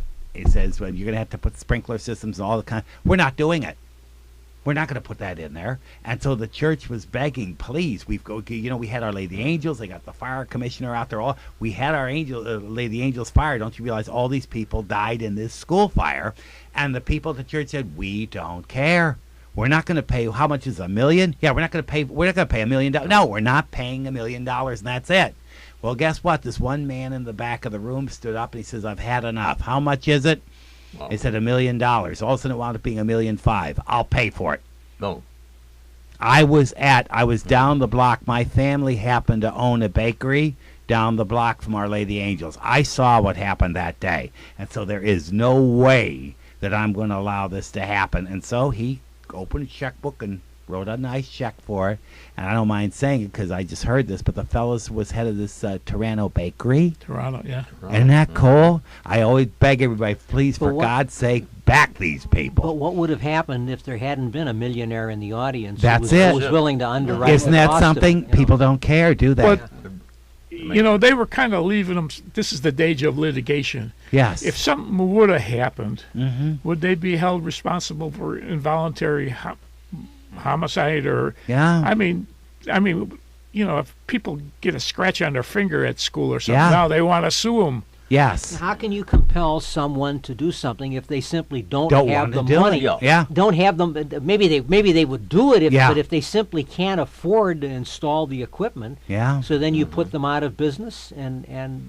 Yeah. I So mean, that's a good difficult point problem. on that. It's a very good point If on you that. simply, it's not if they simply don't want to do it, Yeah. that's different. Then Yeah. you just order them to This do it. was more not wanting But if to you- do it, from what I heard. Or was it that they couldn't afford it? It didn't sound like they're in a rather affluent. Oh, Affluent. Oh, it's not, I yes. thought it was just a case they couldn't afford it. No, this was affluent, and Oh, they didn't well, that- want I to mean, do that's a it. different No, story. and That's that's a what I different heard. story. Affluent, because I wasn't too far away from there, and so yeah, they could afford things. It's like, well, why should we have to do things? In fact, I'm not going to say too much, but there are schools out there with no direct connects.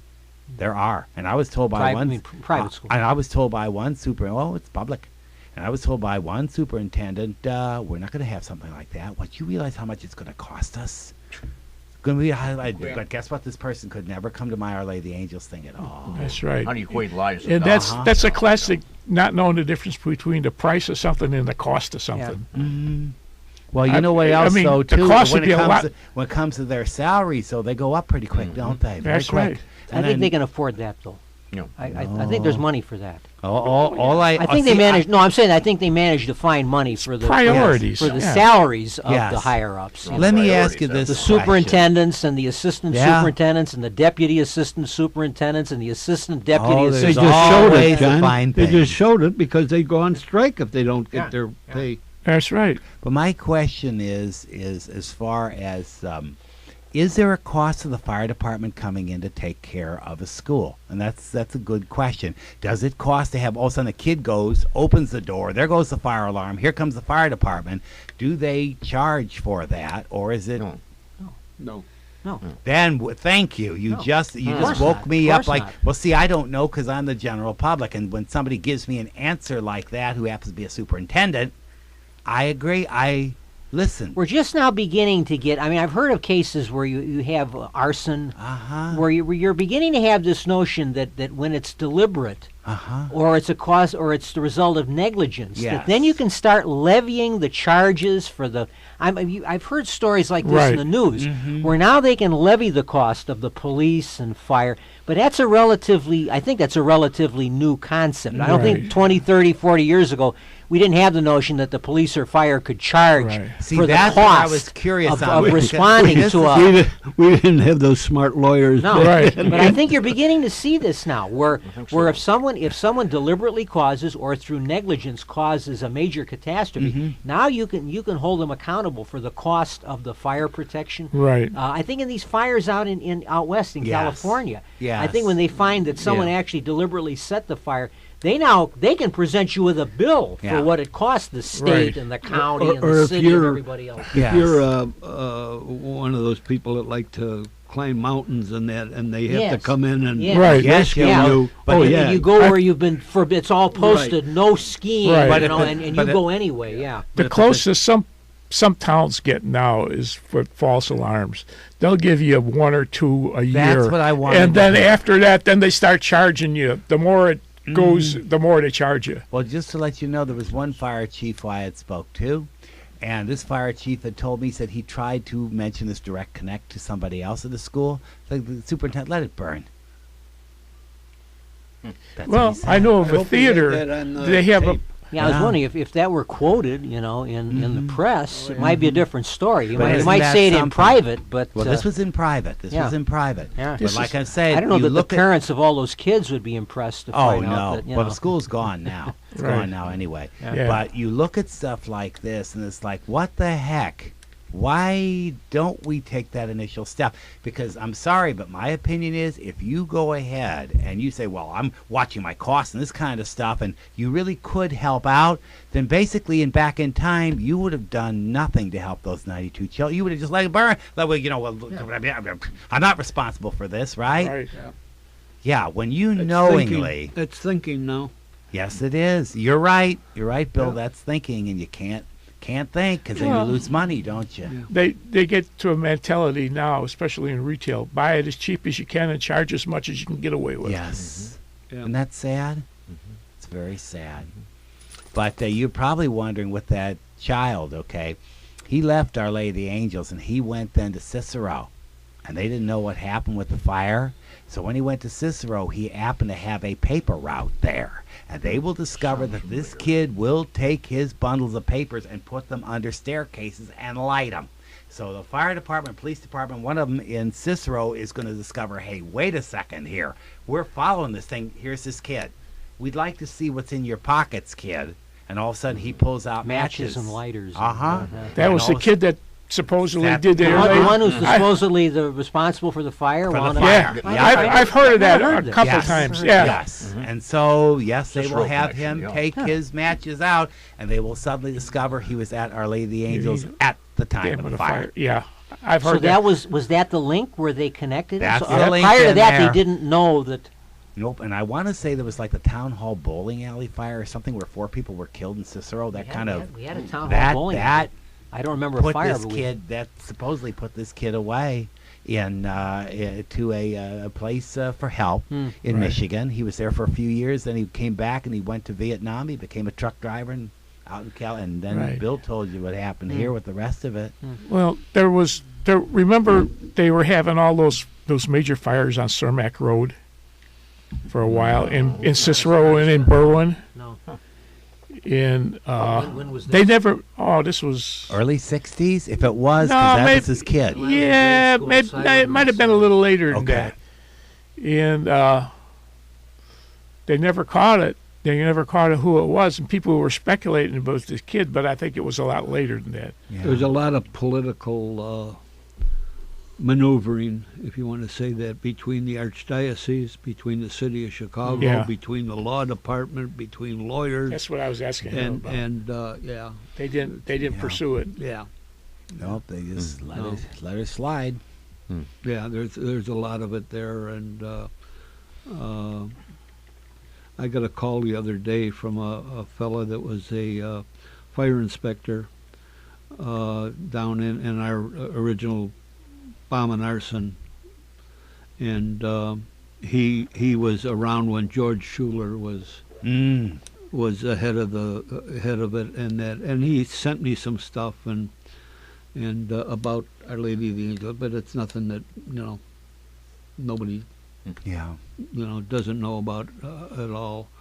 So, but I listen to them, and there's a lot of, we should have done this, we should have done that. Shoulda, Well, we coulda, did it. woulda, Yeah, never did yeah. anything. Yeah. What's ironic, or at least something that you had brought up earlier, remember how we said that this thing went worldwide? Well, the children, when they were like at St. Anne's Hospital, had some of your celebrities come on in. One of them was Pat O'Brien, came on in, Ed Really? Sullivan, and a fellow from Waukegan came in there. Jack Benny. There you go, from the very beginning. This- There And came on in. Rochester. Rochester didn't go, but And- Jack was there, right? Right. Jack and Mary, Mary Livingston, can't forget Don her, Wilson. right? Oh, Don Wilson. Don. Do you all his remember the chocolates. name of the car dealer that came up Yeah, with the a lot of Maxwell, I money? know that. No? Jim Moran, Jim Moran. the courtesy courtesy man. man. Jim Moran, the courtesy man, yeah. But Jack Benny visited. Yes, he those visited that the were children. He injured visited and- children. That's Yeah. interesting. That's Well, he's from This Maxwell Waukegan. must- Like him Yeah. to keep it low key. Yeah. Yeah. Well, yeah. Isn't that cool? You think about it, you just kind of come, no, we're just going to go in there. We're going to, and again, so obviously it wasn't a publicity stunt No. because it didn't get a No, lot. it I would- didn't. no one It would didn't. Most win. of those kids probably didn't know who is they this guy? were Plus, anyway. if you were that badly No, I don't- burned, No, you probably I- wouldn't when I care. was that age, I know who Jack. I mean, I remember watching Or Ed Jack Sullivan. Benny. Sure. I always thought He was Ed on Sullivan. TV. Yeah, was everybody. original. Yeah, Jack Benny. Yeah. Yeah. Yeah, but when you were a kid, you were visiting George Washington, weren't you? Ooh, that hurts. No, I'm sorry. It was Abraham Lincoln. And how old are you? Huh? How old are you? I was born in 1945. So you're A.D. you're a number of years older than I am. Do we have to Yeah, talk if you about believe age? that, I My- bet you're my gonna- birthday years is in older than another I am. week I bet or you're two. going to try to sell me real estate too. I was born in 1949. 49. Yeah. Kid. Yeah. Boy, oh boy, oh Yeah. boy. Some So of if us you lived so if through you World want to War II. compare birth dates, Jim, maybe a little update on the status of Our Lady of the Angels today. It's Oh a my- mission. oh, Is oh. rebuilt school still standing? Yes, Give it us a little is. of that. All what's going on right now with Our Lady of the Angels is called the Mission of Our Lady of the Angels. And what it was brought by Cardinal Francis George. About 2005, he brought in this great priest. His name is Father Bob Lombardo. Father Bob Lombardo was out of New York, and Father Bob Lombardo is a Franciscan. And when he came on in there, he took one look and he says, "You want me to do what?" He says, "I never even heard of this Our Lady of the Angels fire, but okay, I'll take a look." He said it looked like they took a router through the rectory because everything had been abandoned.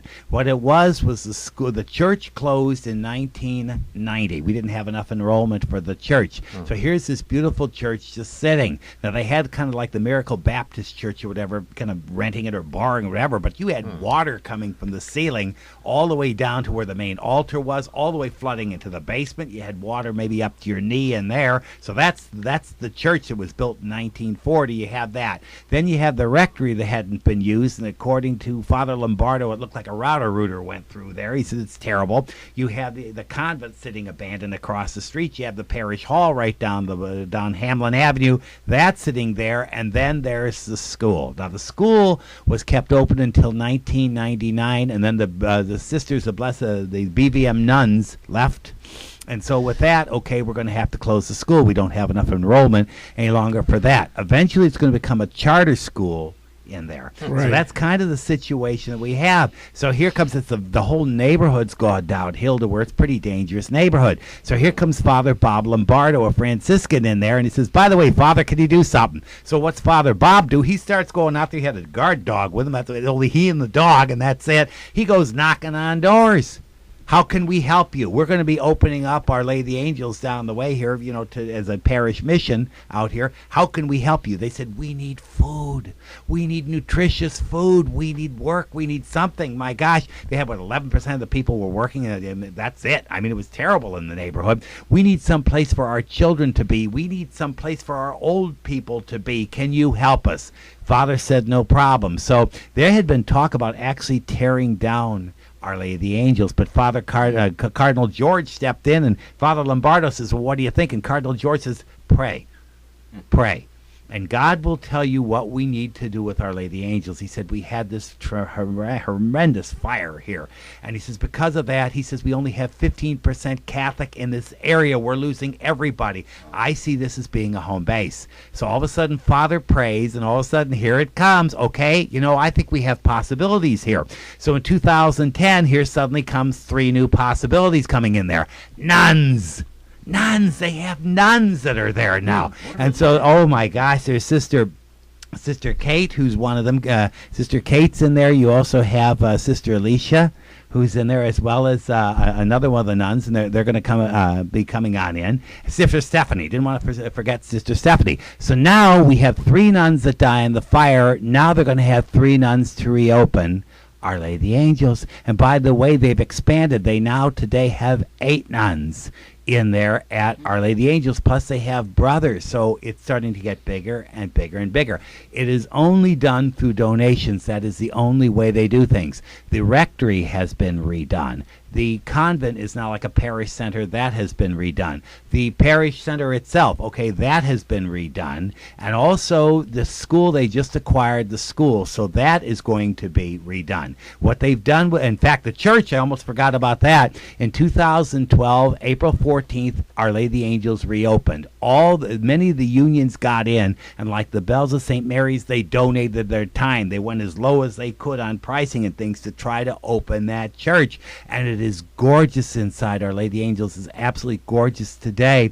But again, it's called what you call a parish mission.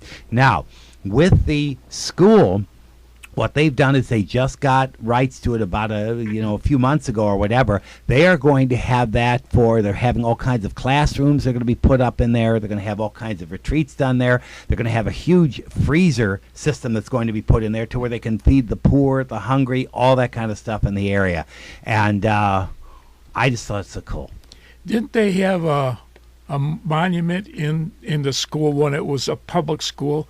And yes, they did. They kind of moved it. Yeah, You're looking at the guy that they did put that. the graffiti and all that. Where did that ever go to? Okay. Oh, I'm sorry. Where that went was the Holy Family Church. What is so cool, and there's even more very, very spiritual type stuff connected with this, but the one little girl that died in the fire, Peggy Sansonetti, her family knew, they were very, very good friends with the janitor and Holy Family Church. On Roosevelt. On Roosevelt Road. In fact, her father, Ray Sansonetti, helped to put the second time the steeple, helped to redo it. There's pictures that we have of Ray Sansonetti up there redoing this steeple. So when little Peggy Sansonetti dies, they turn around, they say, you know what, we got the armory, all this kind of stuff. Well, we're from the neighborhood of Holy Family. That's where our family grew up. We'll have the funeral there. So her funeral winds up being at Holy Family Church, and eventually that winds up being to where the monument will go from Our Lady of the Angels to Holy Family. Now, what's interesting or odd is somebody who I just mentioned, okay? The nun who was at Our Lady of the Angels, her name is Sister Kate O'Leary. She happens to be one of the first of the 3 nuns coming on in. That's Sister Kate O'Leary. Ironically enough, what's connected with Holy Family? Mrs. O'Leary. And her cow is connected with Holy Family Church. So you have one with Sister Kate O'Leary, and the other one was Mrs. Kate O'Leary in there. So you have a similarity there between the two. Like I said, you also have it to where the wrecking ball was supposed to hit Our Lady of the Angels. The wrecking ball was also supposed to hit Holy Family, and both of them were spared. So again, it's just kind of cool stuff, but that's where it wound up. And that's where the memorial masses pretty much every year has been Holy Family Church. Right, because what you're thinking about, Don, is that Father Joe Agnabeni, I was put in contact with him by Bill O'Brien and a couple of the people, the people that were very up in this Friends of OLA. Right. They said, we want you to talk to Father Joe. Went over there and I talked to him, and he said, would you move that? Because they said, where do you want to move it? Yeah. Well, I didn't know that at the time. Right. I thought it was a little plaque, No, it you was know, on the everybody wall. saying- And I go over there and I said, "What? You know, where is this?" "Oh, it's right here." Well, Bill O'Brien was there, and he tried to talk to the people there. While he was in talking to them, which wasn't that far away, they stole his van. Oh my God. So when Father Joe asked me to do this, like I say, I didn't know what the size of it was. I went over there, and when I heard this from O'Brien, I had a copper come with me, and it was like a big pillar. when Wasn't it? it's a Beautiful black monument. whatever you call it, Marble. onyx marble or whatever it is, and all the kids and the nuns that Right. died are on there in gold. Their names are imprinted on there. The statue of the Blessed Mother is on top. That was in the courtyard of the original school, and now that was put on there. So I said, Father Joe, I said, well, where do you want me to put it? He says, well, it's up to you. So I got a couple of guys, Cunningham Movers, firemen. Right. They got a moving company, and I said, we gotta do this.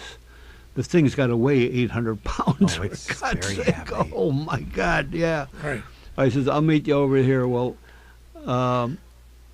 Father Mulcrone called me in the meantime on my way over there, and he said, what are you doing? And I said, I'm meeting Cunningham, Billy Cunningham, over at the church, and we're going to move. He says, it's gone all the way to the Cardinal that somebody has stole the monument. Well, when I went over there and took a look at it, yes, they had urinated on it. They had written with crayons, with chalk, with whatever. Yeah. I mean, it was terrible shape. Yeah. So we moved it. Yeah, I thought And I was when under we- the impression that's why they moved it. Yeah, no. Well, Okay, so they were yeah, kind he of wanted to get it disrespecting out it, of there. yeah. He And wanted to get where it is out it of there. now? It's at Holy Family. It's all Back of the and we went church. over there. I asked, and I can't think of his name now. He was the rector at Holy Name Cathedral. I can't think of his name now. But anyway, I knew him a little bit, and called him up, and I told him what it was, and he says, Bill, he says, I don't want any more of that stuff over here. He says, I'm getting every statue and on all of these churches that they're closing. He says, I don't have room for it. He says, how about out on the street? Oh, no. He says, you don't want to put it out there. I said, well, okay, I don't know what I'm going to do now. So I talked to my roommate, my classmate, George Lane over at Holy Family, and I said, you going to open up the door for me? I got a new statue for you to go in there. And he says, yeah, he was interested in it. So I had them, like I say, Okay. move it. Mulcrone is telling me that the Cardinal says somebody's stealing it. And says, we "You're went right." over there, and I had a little piece of a carpet. I didn't know where to put it in there. And I looked around, and I you know what, put it right here, right in front of the, what do you call it, not the baptismal fount, the confessionals. And I just put it right there, and I took this piece of carpeting, put it down there, and that's where it's been ever since. They took the carpeting out, probably loaded with bugs or something, whatever. But the nuns that were at the BVMs, that were at Holy Family, were also at Our Lady of the Angels. In the meantime, and this is not too long ago, they both have died. Okay. And they were very, very nice people. They took care of that statue. Wow. Oh, yeah. They kept candles there, and they kept it lit, and, would take people around. Because I figured maybe they would have put it next door into the church, but no. No, it's right in the church. No, I mean next to the school or what the new school, whatever. Oh, no. Or He they- wanted it out of there. Father Joe's idea was there's nobody that's a survivor that's going to go around in that neighborhood the way it is They don't remember anymore. it anyway. No, well, they don't remember how the neighborhood changed. Right. You know, here at Holy Family, you got a parking lot. You can park on Right. the street and it really does. They really do a good job. Jim was at the mass. Oh, yeah, it was beautiful. Sunday and yeah. Bill, were there any voices raised? Perhaps the best location would be at the Fire Museum itself. Well, this was way before that, wasn't it? Before the museum was even. Oh, at the fire museum. Yeah. Yeah. His Oh, museum. Yeah. yeah. Oh no. Oh, okay. I I thought thought you some would advocated say. I for thought. that, right. I'm sorry. I thought you meant the fire academy. There No, too. no, I hadn't Yeah. even thought of it The there. Fire Okay. Academy. Number one, those people probably wouldn't want to go that far south. I don't know. Right. Right. But Yeah. in the neighborhood. Yeah, but it was the right place to put it. I think you're You right. know, Yeah, close enough. and then they can have meetings downstairs and like I say, the mass. The mass. Now, is that done on a yearly basis or? Yes. Okay. Yeah. Probably on the anniversary or Right. close to the anniversary. Exactly. The big one, the last big one, other than this, the 60th, was the 50th. Right. And we had a bishop there. I forget who it was. This time I tried to get the cardinal to come, and I got the runaround, and I finally was probably, they don't want to see me anymore, because I said, well, how much money do I have to give them to get them there? You know? So he didn't. He so the probably cardinal did figured- not come. No. He probably figured he's the guy who stole it to begin all this stuff. Well, he was out at the OLA. OLA, the mission of OLA. He was Yeah, out between there. 2 and 3. The time of the fire. But That's where he was. it's been quite a Well, thing. After we get off the air here, I've got We've got something about I want to talk 30 to you minutes about. to Right. go. So And it's a good thing you remember because if you lose one generation, it's lost to the world. Yeah, exactly. You lose it. And there's I was going to ask Dennis if he knew her name was her maiden name was Troika Beth, and she was in room 103, which I think was second grade or something. She retired here not too long ago as a sergeant on the police department, and I had met her mother, 30 minutes left. who had some real stories to tell. You know, you could just after we started talking about it, you could just see the display of her not wanting to talk about it anymore. Right. You know. But yeah, Beth is still. Her name is Atkins now. But it's interesting to talk to some of these people. I think you mentioned Plovanich. Mm-hmm. Correct. Yeah, there was two of them, two brothers on the police department. Yeah. Yeah. How Matt. did you mentioned something that I guess never occurred to me, and that is that Thanksgiving had been the previous Thursday. Yes. On this Yes. in 1958. So this happened on the Monday after Correct. Thanksgiving, and of course it's December, so it's Christmas. Any thoughts or any recollection as to how this impacted Christmas in It knocked it 1958? totally out. I mean, it must have been. There was no Christmas. I can remember. When John F. Kennedy was assassinated, Yes. and Thanksgiving was the following Thursday Yes, after the Friday, uh-huh. and I remember how dark that Thanksgiving was. Totally unlike any other Thanksgiving day because the nation The whole was place, in everything, mourning. yeah, no And I remember gas they station. showed on television. They showed the Kennedy family laying flowers Wreaths and- yes. on Thanksgiving Day. Yes. So I'm just wondering, any thoughts as to how this catastrophe affected Thanksgiving in Chicago? Bleak. Affected Christmas in Chicago. All I can say is Yeah. my mother crying. What more can I? And that was our home. We were out of Western Springs. Yeah. And that Right. was just my home. I mean, my mother was totally depressed. In fact, Sure. if you ever mention anything, I remember as a child not even realizing what's going on. There was one child in my neighborhood. I guess he had been in kindergarten or whatever, or Lay the Angels, and he was treated totally different by my family, and I didn't know why. But I mean, it affected when you think children, and people had their Christmas gifts, all that kind of stuff, all ready for your children Of to course. be denied that. Yeah. ironically enough, there was something that happened that Thanksgiving. And this was also the Thanksgiving prior to that, I believe. There had been a made-for-TV special or something like that, or a movie or whatever, called The Pied Piper. And it had Well, the Pied Piper with Van Johnson. Van Johnson I've was seen. in there. I don't remember, but I remember seeing references to it. Yes. This was a big TV special. Big TV special was on for like 2 years, to the best of my knowledge, and I Yeah. remember it, and it really always kind of got to me. But I believe they had Jim Backus in there, and a whole bunch of other people were in this. K-Star, I think. So that was in it. that. That was 58. 1958. Of all things, what was the Pied Piper? The Pied Piper had to get rid of rats, didn't he? And so he was told, go out there and get rid of our rats for us. And then after he did that, what happened? Well, we don't want to pay you. We're not going to pay you for the rats. It's like, okay, all right, you don't want to pay me? I'll take your children. What was the Pied Piper's name? The Pied Piper of what? Hamlin. Hamlin. Where'd the fire? Hamlin Avenue. And I thought, isn't that weird? Yes. That is one of those weird things. I've seen references to that special. Yes. And that's fascinating. It appeared in that year. And That year, that weekend, the Pied Piper of Hamlin. And I thought, oh my God, Wow. isn't that something? Do you think the families would forego Christmas? I'm sure there was a lot of little kids that had no idea that was going on. No. You think they would have? Before they had to, because think about it. You've got your other daughter or boy dead.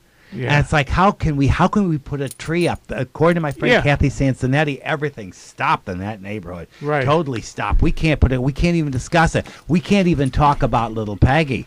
Right. We don't bring up Peggy's name, and you can't be bringing up Peggy's name, and so everybody just sits. The drawback is it's killing the parents inside. It's killing the other Right. children. They can't talk about, and then you have the ones coming back home with their injuries. Now they're going out there on the sidewalks and things. They want to be normal. They can't be normal. Right, and they're kind of like What's this right here? for lack of a better way of putting it, like a living billboard. Of what happened. Right. And you had some of them like Jerry Andreoli. In fact, he'll even mention it in that Angels Too Soon DVD. He said that the people would come up to his parents and say, what's wrong? Why is this kid swimming in the water? What's wrong? He got a disease?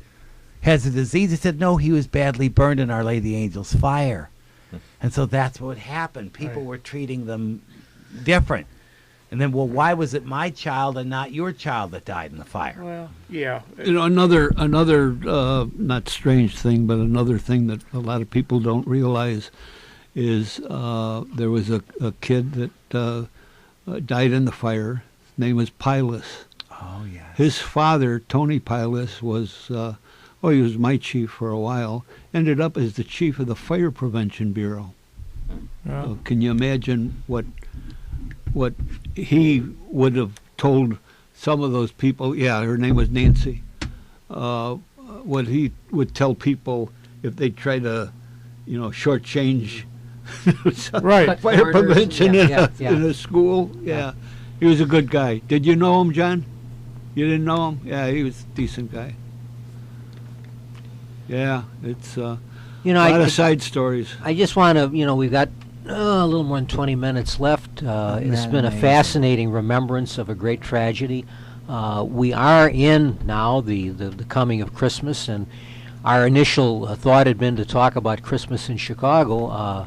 I don't know, in the final minutes, does anyone have any stories or any reminiscences about Chicago Christmas to maybe, end on a somewhat more pleasant note than the story? It's been great having you here. Oh, It's been thank great. you very much. You've been I fa- appreciate it. It's a I've been honored. Very fascinating honored. presentation of this horrendous tragedy. You gotta, not just because of the fire, you gotta make it more often. You're I don't know about you guys. Yes. Open invitation to you. Oh, well, thank you. Jim. One You that, mentioned other presentations you do. well, one that Tell you're me going to who they would laugh, be. and this is just to let you know I'm winking at you, okay? Because I've been thinking about it. I thought, but I don't want to say it. The Hindenburg, okay? The Hindenburg's one that I do, and you mentioned the piano. The piano was aluminum. It was about 400 pounds. That was it, but it wasn't on the Hindenburg that day. They took it off, and so when the Hindenburg went down up in flames or whatever, the piano wasn't on there. Maybe that's what. Maybe that's my recollection was that even the piano was Yes. not made out of wood. Right. It was There not. was It was no aluminum. wood was permitted. on the Hindenburg, And which did a lot of good considering that the Hindenburg is filled with flammable hydrogen. And by the way, do Right. you want to smoke? Yeah. They had a smoking They had a lounge. smoking room, and, yeah. and what you do is they use like a cigarette lighter Yeah, I type remember- thing. I remember That's seeing- how you yeah. oh, you put it here. Let's light up in Yeah. a Hindenburg. Yeah. And they had what was it, hydrogen instead of helium. Hydrogen. Oh, You know why it was helium? Because Yeah. the government wouldn't sell it to them. That's The it. United States. United We States, they had all of we it. have the only reserves, at least got it. we had the only reserves of helium in the world, and we weren't going to sell it to the Nazis. especially Adolf Hitler. Yeah, But you know yeah. what's funny? Hitler was too proud. He wasn't about to. We're going to Right. do that. But the funniest thing, or sad, okay, funny thing, okay, Goebbels, Joseph Goebbels, who happened to be his. Minister of propaganda. Oh yes. Well, we're going to have this Hindenburg, but he wanted to call it the Adolf Hitler, Right. and Hitler says, "Over my." Can you imagine that something happens, the whole thing explodes? You No. can't put the. Right. I'm surprised that they. Dr. Eckner would not permit it. You got he it. insisted that it be named for Hindenburg, who Yeah. was a national hero. He was the president, Yeah. president of Yeah. Germany. We're going to Yeah. name it. He did it quick on that one, Yeah. too. Right. We're not going to have it. He couldn't stand the Nazis, can't stand them. And so, therefore, I'm not going to have that. In fact, Eckner was considered better than Charles Lindbergh. They Right. said when he would come out, it's like, my gosh, this guy is so huge. It's so fantastic. I mean, this thing is like, 3 city blocks long? It's huge. And that's the right. Hindenburg. And, well, you had the Hindenburg, you had the Graf Zeppelin. Graf Zeppelin. Yeah, and you said it better than I could. Which Right. flew for years Yeah. and years without a hitch and never. And then all of a sudden, boom, it Yeah. went up in, 37 seconds? So then they grounded the Graf Zeppelin as It- well. What is so amazing, and you got to listen, pardon me for forgetting the guy's name, but the fellow who was on WLS radio Herbert at the time. Morrison? There you go. Oh, He- the humanities! Yeah. Oh, the Imagine this is this. the worst. of When it. he started it, he was speaking, it was coming in. Yeah. It suddenly, it is gone by the end of that few couple of Oh, yes. seconds. Oh, yeah. Wow.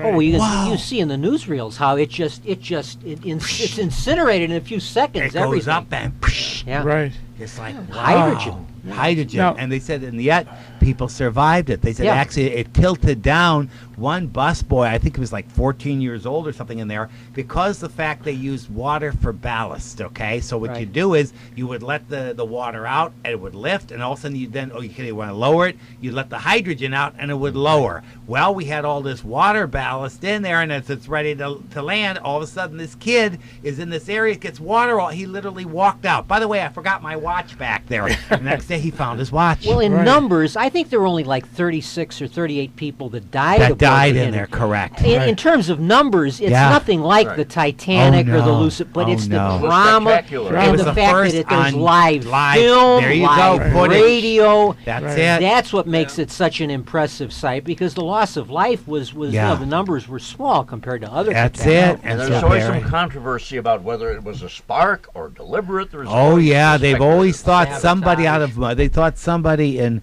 Milwaukee, a bartender up in Milwaukee, got wind. Hey, guess what? We heard somebody wants to blow up the Hindenburg, and so they were told before they left, we think somebody's going to blow the Hindenburg up. And guess what? The Nazi soldier said, "You will move this thing anyway." Do you realize what would happen if we're saying that other people could control the Nazi Party? They can't do that. So you will fly. The Hindenburg had been used in Germany for propaganda. You It got dropped it. leaflets Oh my God! supporting That and the supporting Graf Hitler Zeppelin. in one of the plebiscites that Yes, they it had.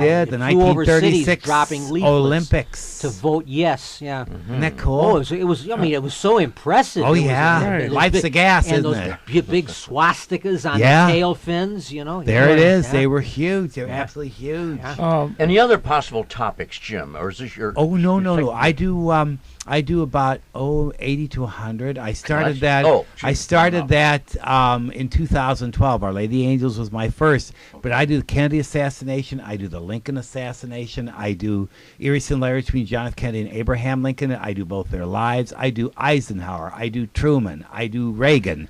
I do World Wars I, World Wars II, the Vietnam War, Korean War.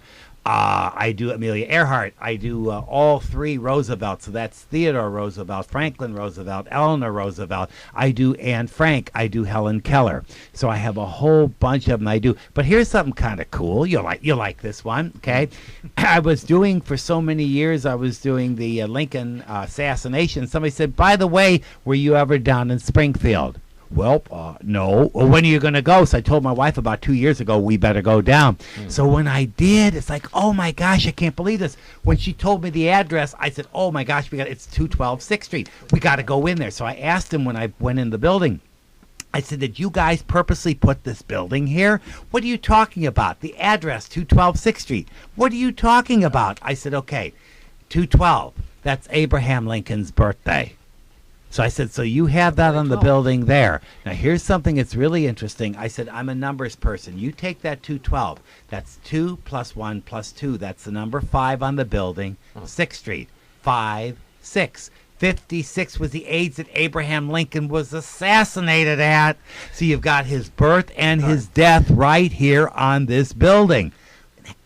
I just like, wow, is that neat stuff? By the way, I go back to the 212 with Peggy Sansonetti from Our Lady of the Angels. What room was she in? She was in the 5th grade. 2 plus 1 plus 2, that's 5. Isn't that something? You just look at history keeps. But, I love history. You can see it repeating and repeating and repeating. Did you happen to see Channel 11 on Sunday? No. It was called Golden Cross to Bear.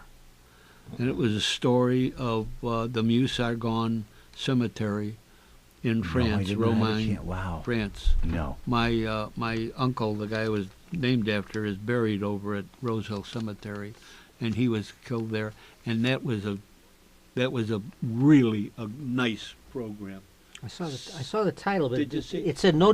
When I was scrolling through, it said no information available. I didn't know what it meant. Golden Cross. And it said no information. Golden Cross to Bear. I didn't get that either. What it meant. Yeah. I'm sure we'll catch it again. Yeah.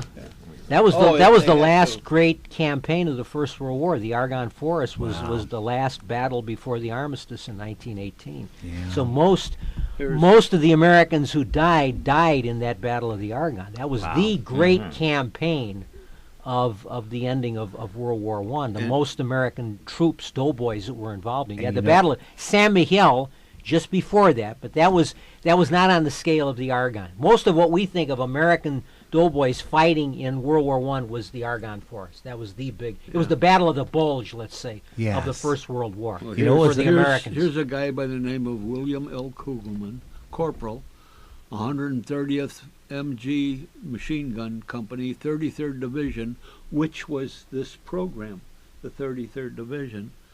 And he was killed in action October 29th of 1918, Fraize, France. He was 23 years old. Wow. It was right at the end of the war. Fire department. Pardon? It was right at the end of the. Yes, it was. It was October, like late September, October, In fact, October of they figured that 1918. He was killed, and the armistice was already signed. In other words, the war hadn't gotten down there yet. Right. Yeah, He's buried out in Rose Hill. They said that he was one of the biggest, at that time, one of the biggest services that they had over at Rose Hill Cemetery. Wow. Yeah, it's one of the It's one of the ironies of one of the sad facts of the war is that they had the Allies and the Germans had agreed to end the war on November the 11th at 11 o'clock. But they had agreed on that, the day before. So there were those who died in that following 24, 36 For no hours reason at all. pointlessly. Yeah. Simply because they had agreed that at 11 o'clock. I mean, I remember seeing pictures in an encyclopedia once of the last American artillery shot, which was fired at 10:59:59, November the 11th. They fired a shot, an artillery blast, 1 second before the armistice. So I mean, somebody probably died from that shot, Right. and on our side, pointlessly. Yeah. because both sides had agreed that the war was going to come to an end. You know what they learned on that war, too? You don't take full neighborhoods and send them all over. And what happened was they were taking, say, if we're all from Oh, the same sure. neighborhood, we'll Sure. put you all in the same battle. Oh, So what sure. happened is entire neighborhoods would be wiped out because guess what? Well, that's how it had always been. I mean, Yeah. in the Civil War, regiments Yeah. were raised from a town or a county. Everyone joined. The local bigwig became the colonel of the regiment, and they Yeah. went off to war, and they were off. So if that regiment was butchered in a battle, There you that go. town There goes the lost neighborhood. could have lost 3/4 of its young men. That's right. In 1 or 2 days of fighting, and that happened. And they That didn't learn happened in the anything Civil about War. it Yeah. You because don't of do the that Sullivan anymore. brothers. Yeah. That's World War II because Right. there were 5, I believe, I think 5 or that's- 7. aboard the same ship. Right. And that's something what people don't learn. They Yeah. don't. Yeah. They see it, but they don't. Yeah. One thing that is kind of cool, I believe, with the Civil War, but definitely with World War One, I know this, with the Great War, is that there was a place that brought a lot of barbed wire. DeKalb is where the barbed You're wire right. came They from. still Isn't that make it cool? there. The home Isn't that of barbed cool? wire, I yeah. thought, wow, I didn't know that. And I thought the barbed wire came from DeKalb. Barbed wire's an American invention. Isn't that It was something? to fence in the open Yeah. range. It was Yeah. because there was no There's a great wood. mansion in DeKalb. Out on the Yeah. great American prairies, there weren't that many trees, so you didn't have the wood available to build wooden fences. Yeah. And barbed wire would keep the cattle penned in. Right. So and What an invention. not knowing that this would then be used In war. to such effectiveness in World War One. These entanglements of wire. Oh, before I forget, I'm just like in the candy store. I'm sorry. Von Hindenburg. Field Marshal von My brain just went dead. No. Ludendorff? Von Zeppelin. Oh, Zeppelin, oh. okay. Did you know that he was from the Civil War? He came over here to view As our an troops observer. as an observer. Yeah, he saw the balloons. So he saw all the balloons. So he winds up following the Mississippi River up towards Minnesota. And here's these guys after he's up there with balloons. He's like, hey, wait a second. We could use that for war because they had trench warfare in the Civil War. Guess what? We can't get over those trenches, but with a balloon. Interesting. We could see the people down it. We could see what they're doing. They can't get us because we're up too high. So that's another thing that we've got. But the biggest thing is hey, we could even drop bombs out of them. We had to. They can't get us, right? And I forgot about And that. they used it. They bombed London with Yes, they did. They Zeppelin. called them baby killers. And at the First- beginning, for a while, there were no anti-aircraft gun. I mean, Yeah, the couldn't concept of get an 'em. anti. And there were no airplanes that could fly as high as a 2015. Zeppelin. You got so it. For a while, they were invulnerable. They Yeah. could fly in and drop their Now we bombs have without drones. danger. Right. yeah. But oh my new God, Rob- you get into the Wright brothers and all that came cool. to Billy Mitchell. Of course. Yeah. Isn't that cool Yeah, stuff? Graf Jim, is you the- put a. I'm sorry. No, I was just say Graf is the German word for count. So the Yeah. Graf Zeppelin was his name. The Yeah. count. Isn't that cool? The you crazy count. it would be Count Zeppelin. I mean, Yeah. the name of it was Count That'd be Count amazing. Zeppelin. It was Crazy named count. in his honor. Yeah. And he never saw the end of World War One. No, he died, I think, in 1917. Yep. Died in Did- 1917. like Maxwell Smart say, missed it by that Missed much. it by that much. Yeah. Sorry about that, Chief. Yeah, he was a visionary. I mean, the Zeppelin was considered to be this awesome Yes. weapon. I mean, when they Baby realized how killers. vulnerable it was, when you could reach it, and then it was And a boom, it was a it lights float- the it was a gas. flying disaster. Yes, it is. But for a while, they were Couldn't touch impressive it. sights. They were much bigger than the blimps They that we said see in today. They were 2000 gigantic not- compared to our blimps. 1915, they said not one of them was touched during the No. war. They were up too high. It took time for them to build airplanes that could fly high enough Yeah. to shoot them down. yeah. Yeah. That's another They story. would, the they could, airplane. they could pinpoint them with these searchlights. but Yeah. they couldn't hit them. They painted the bottom black so you couldn't see them. In fact, Churchill was First Lord of the Admiralty. He was the equivalent of Yeah. Secretary of the Oh, Navy. don't give me a. I love Churchill. And they ordered, they had anti-aircraft battery already. Then they had anti-aircraft batteries against aircraft, and I believe it was Churchill that ordered them to fire these anti-aircraft guns. And they said, "What's the point, Minister? They don't reach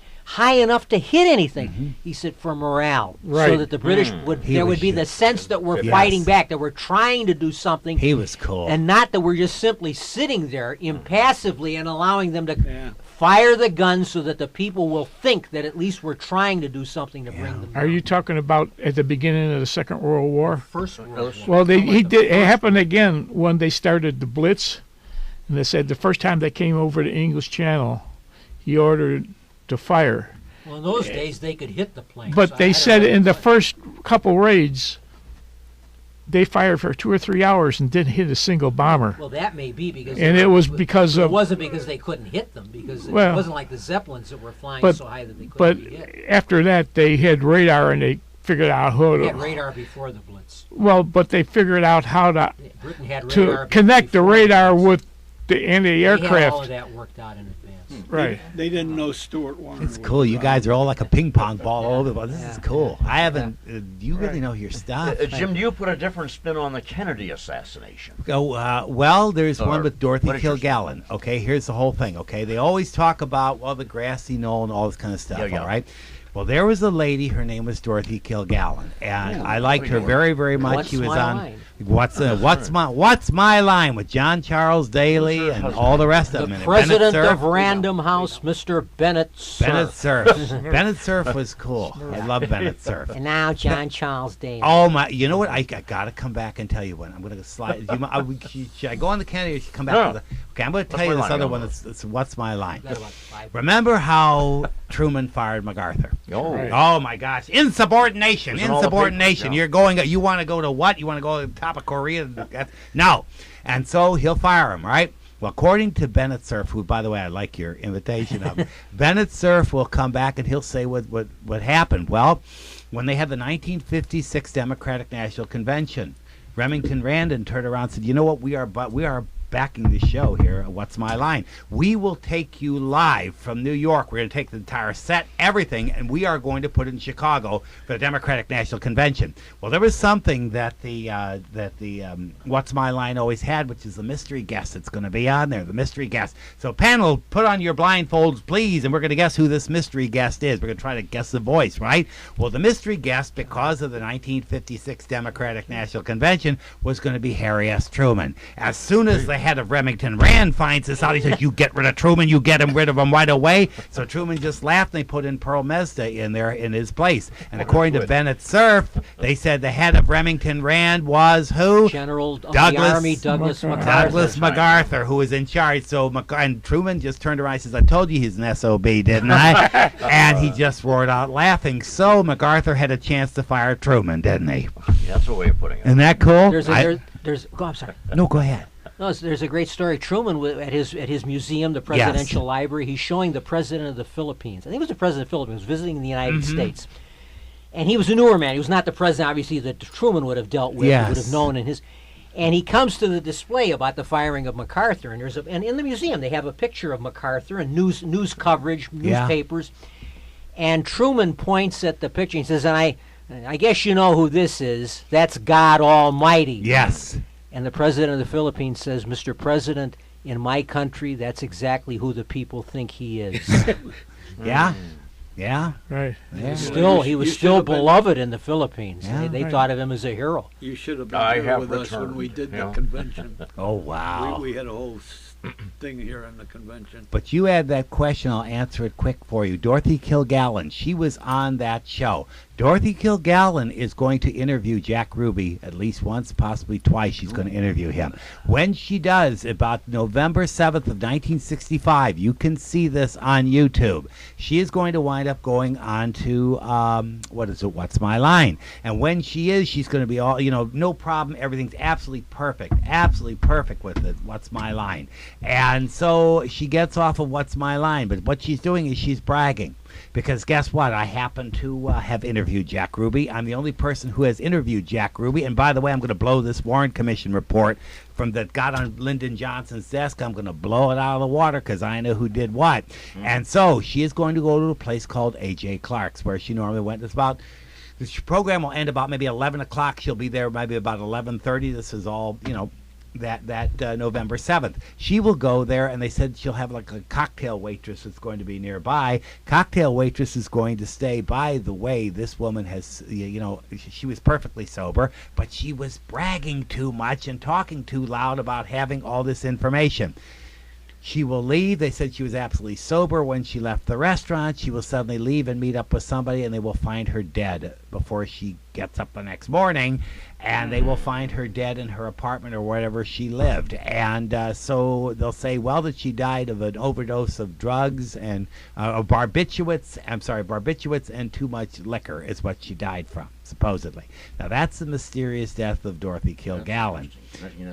And whenever they cite, the odd circumstances, people that died under strange connected with, in some ways connected with the Kennedy, Dorothy Kilgallen. Well, here's a real interesting one, John Charles Daly. If you look it up on Find a Grave, because I always liked John Charles Daly. Sure. Ironically enough, you know who he was the son-in-law of? He had gotten remarried, and you got it? No. Earl Warren. Earl Warren was his father-in-law. I'm like, you mean to tell me this woman's going to go after the Warren report sitting right here with the son-in-law? Huh?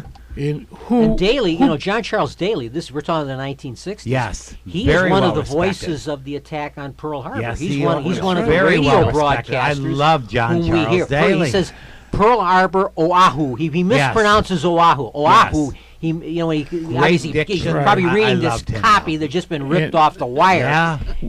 Pearl Harbor, Oahu. Yeah. Wasn't Earl Warren the governor of California? I believe so. Right. And he supposedly, I'm not sure, talked Roosevelt and interned the Japanese. He was involved in the internment of the Japanese. All kinds of cool stuff with history, isn't there? He was also the Republican nominee for vice president. Yes. With Dewey, I believe, in 48. 48, and thought of at that time as kind of a conservative, California conservative to balance off Dewey, Eisenhower, who's the New York liberal. And we think of Earl Warren, one of the great liberals of all time, and yet he had a kind of a different image when he was governor. And as you say, was involved in the internment of the Japanese. There's a book out by Mark Shaw called The Reporter That Knew Too Much. It's about Dorothy Kilgallen. I strongly recommend reading it. It's called The Reporter. I believe it's called The Reporter That Knew Too Much by Mark Shaw. And Shaw actually came after me. Now, I'm not going to say where this happened, okay? But I was at one of my presentations on doing my Kennedy assassination. A man came up to me, and he took one look at, I had a book out there by Lee Israel called Kilgallen. I had it closed, and he goes, Dorothy Kilgallen, huh? See that woman sitting out there in the crowd? And he says, that's my wife. And I said, oh, very nice. And he said, yeah, she was her cocktail waitress that night at A.J. Clark's. So somebody somehow, and I never say anything beyond it, but somebody turned around and I mentioned it at one of my presentations about this cocktail waitress. I get a call from Mark Shaw. Who is this woman? Where is she? Where's she located? We want to find out. Yeah. So they tried to contact her. Okay, I don't know the lady's name. I can't remember what it was, but the library was trying to put them through. Somehow, maybe they got together, but I don't think so. Because he gave me a call about 2 years ago and told me, he says, we need this cocktail waitress, Jim.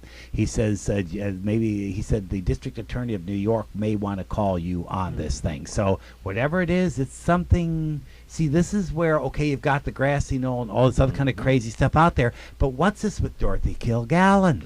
She's totally a sharp woman. Oh, yeah. Now, I've read Gerald Ford's book called A Time to Heal. Gerald Ford, who was on the Warren Commission, said, I'm telling you right now, 100%. He said, we know it was Ruby. It wasn't Ruby. It was Oswald that shot. We believe he was a lone gunman, and that's Gerald Ford to his dying day saying that's what we believe. Right.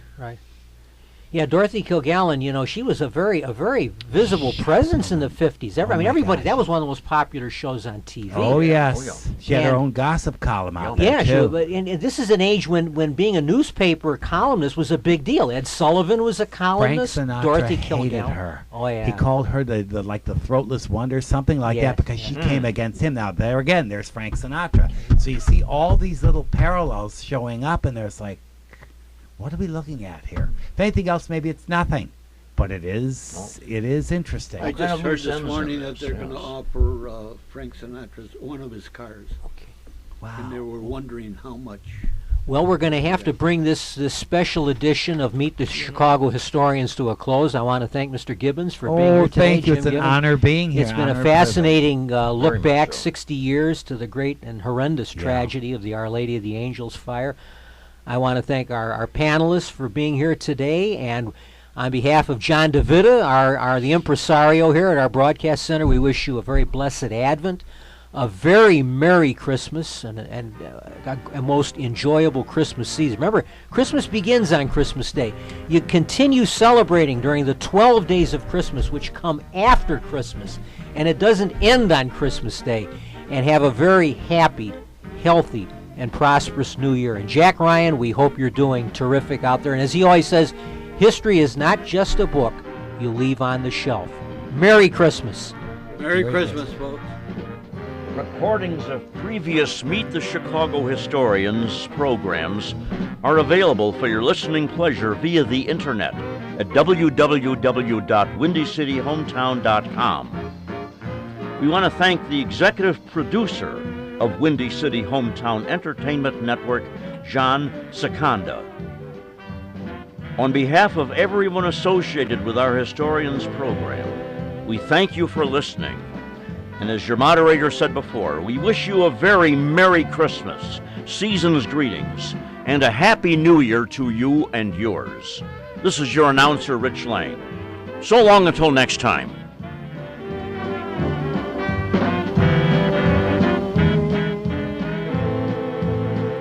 You have been listening to Meet the Chicago Historians from the John DeVita Broadcast Center on the Windy City Hometown Entertainment Network on Monday, December the 17th, the year 2018. This broadcast was produced and directed by John DeVita, and our special thanks to the executive producer of Windy City Hometown Entertainment, Mr. John Seconda. On behalf of the entire staff of the Windy City Hometown Entertainment Network and the John DeVita Broadcast Center, Merry Christmas and a Happy, Happy New Year.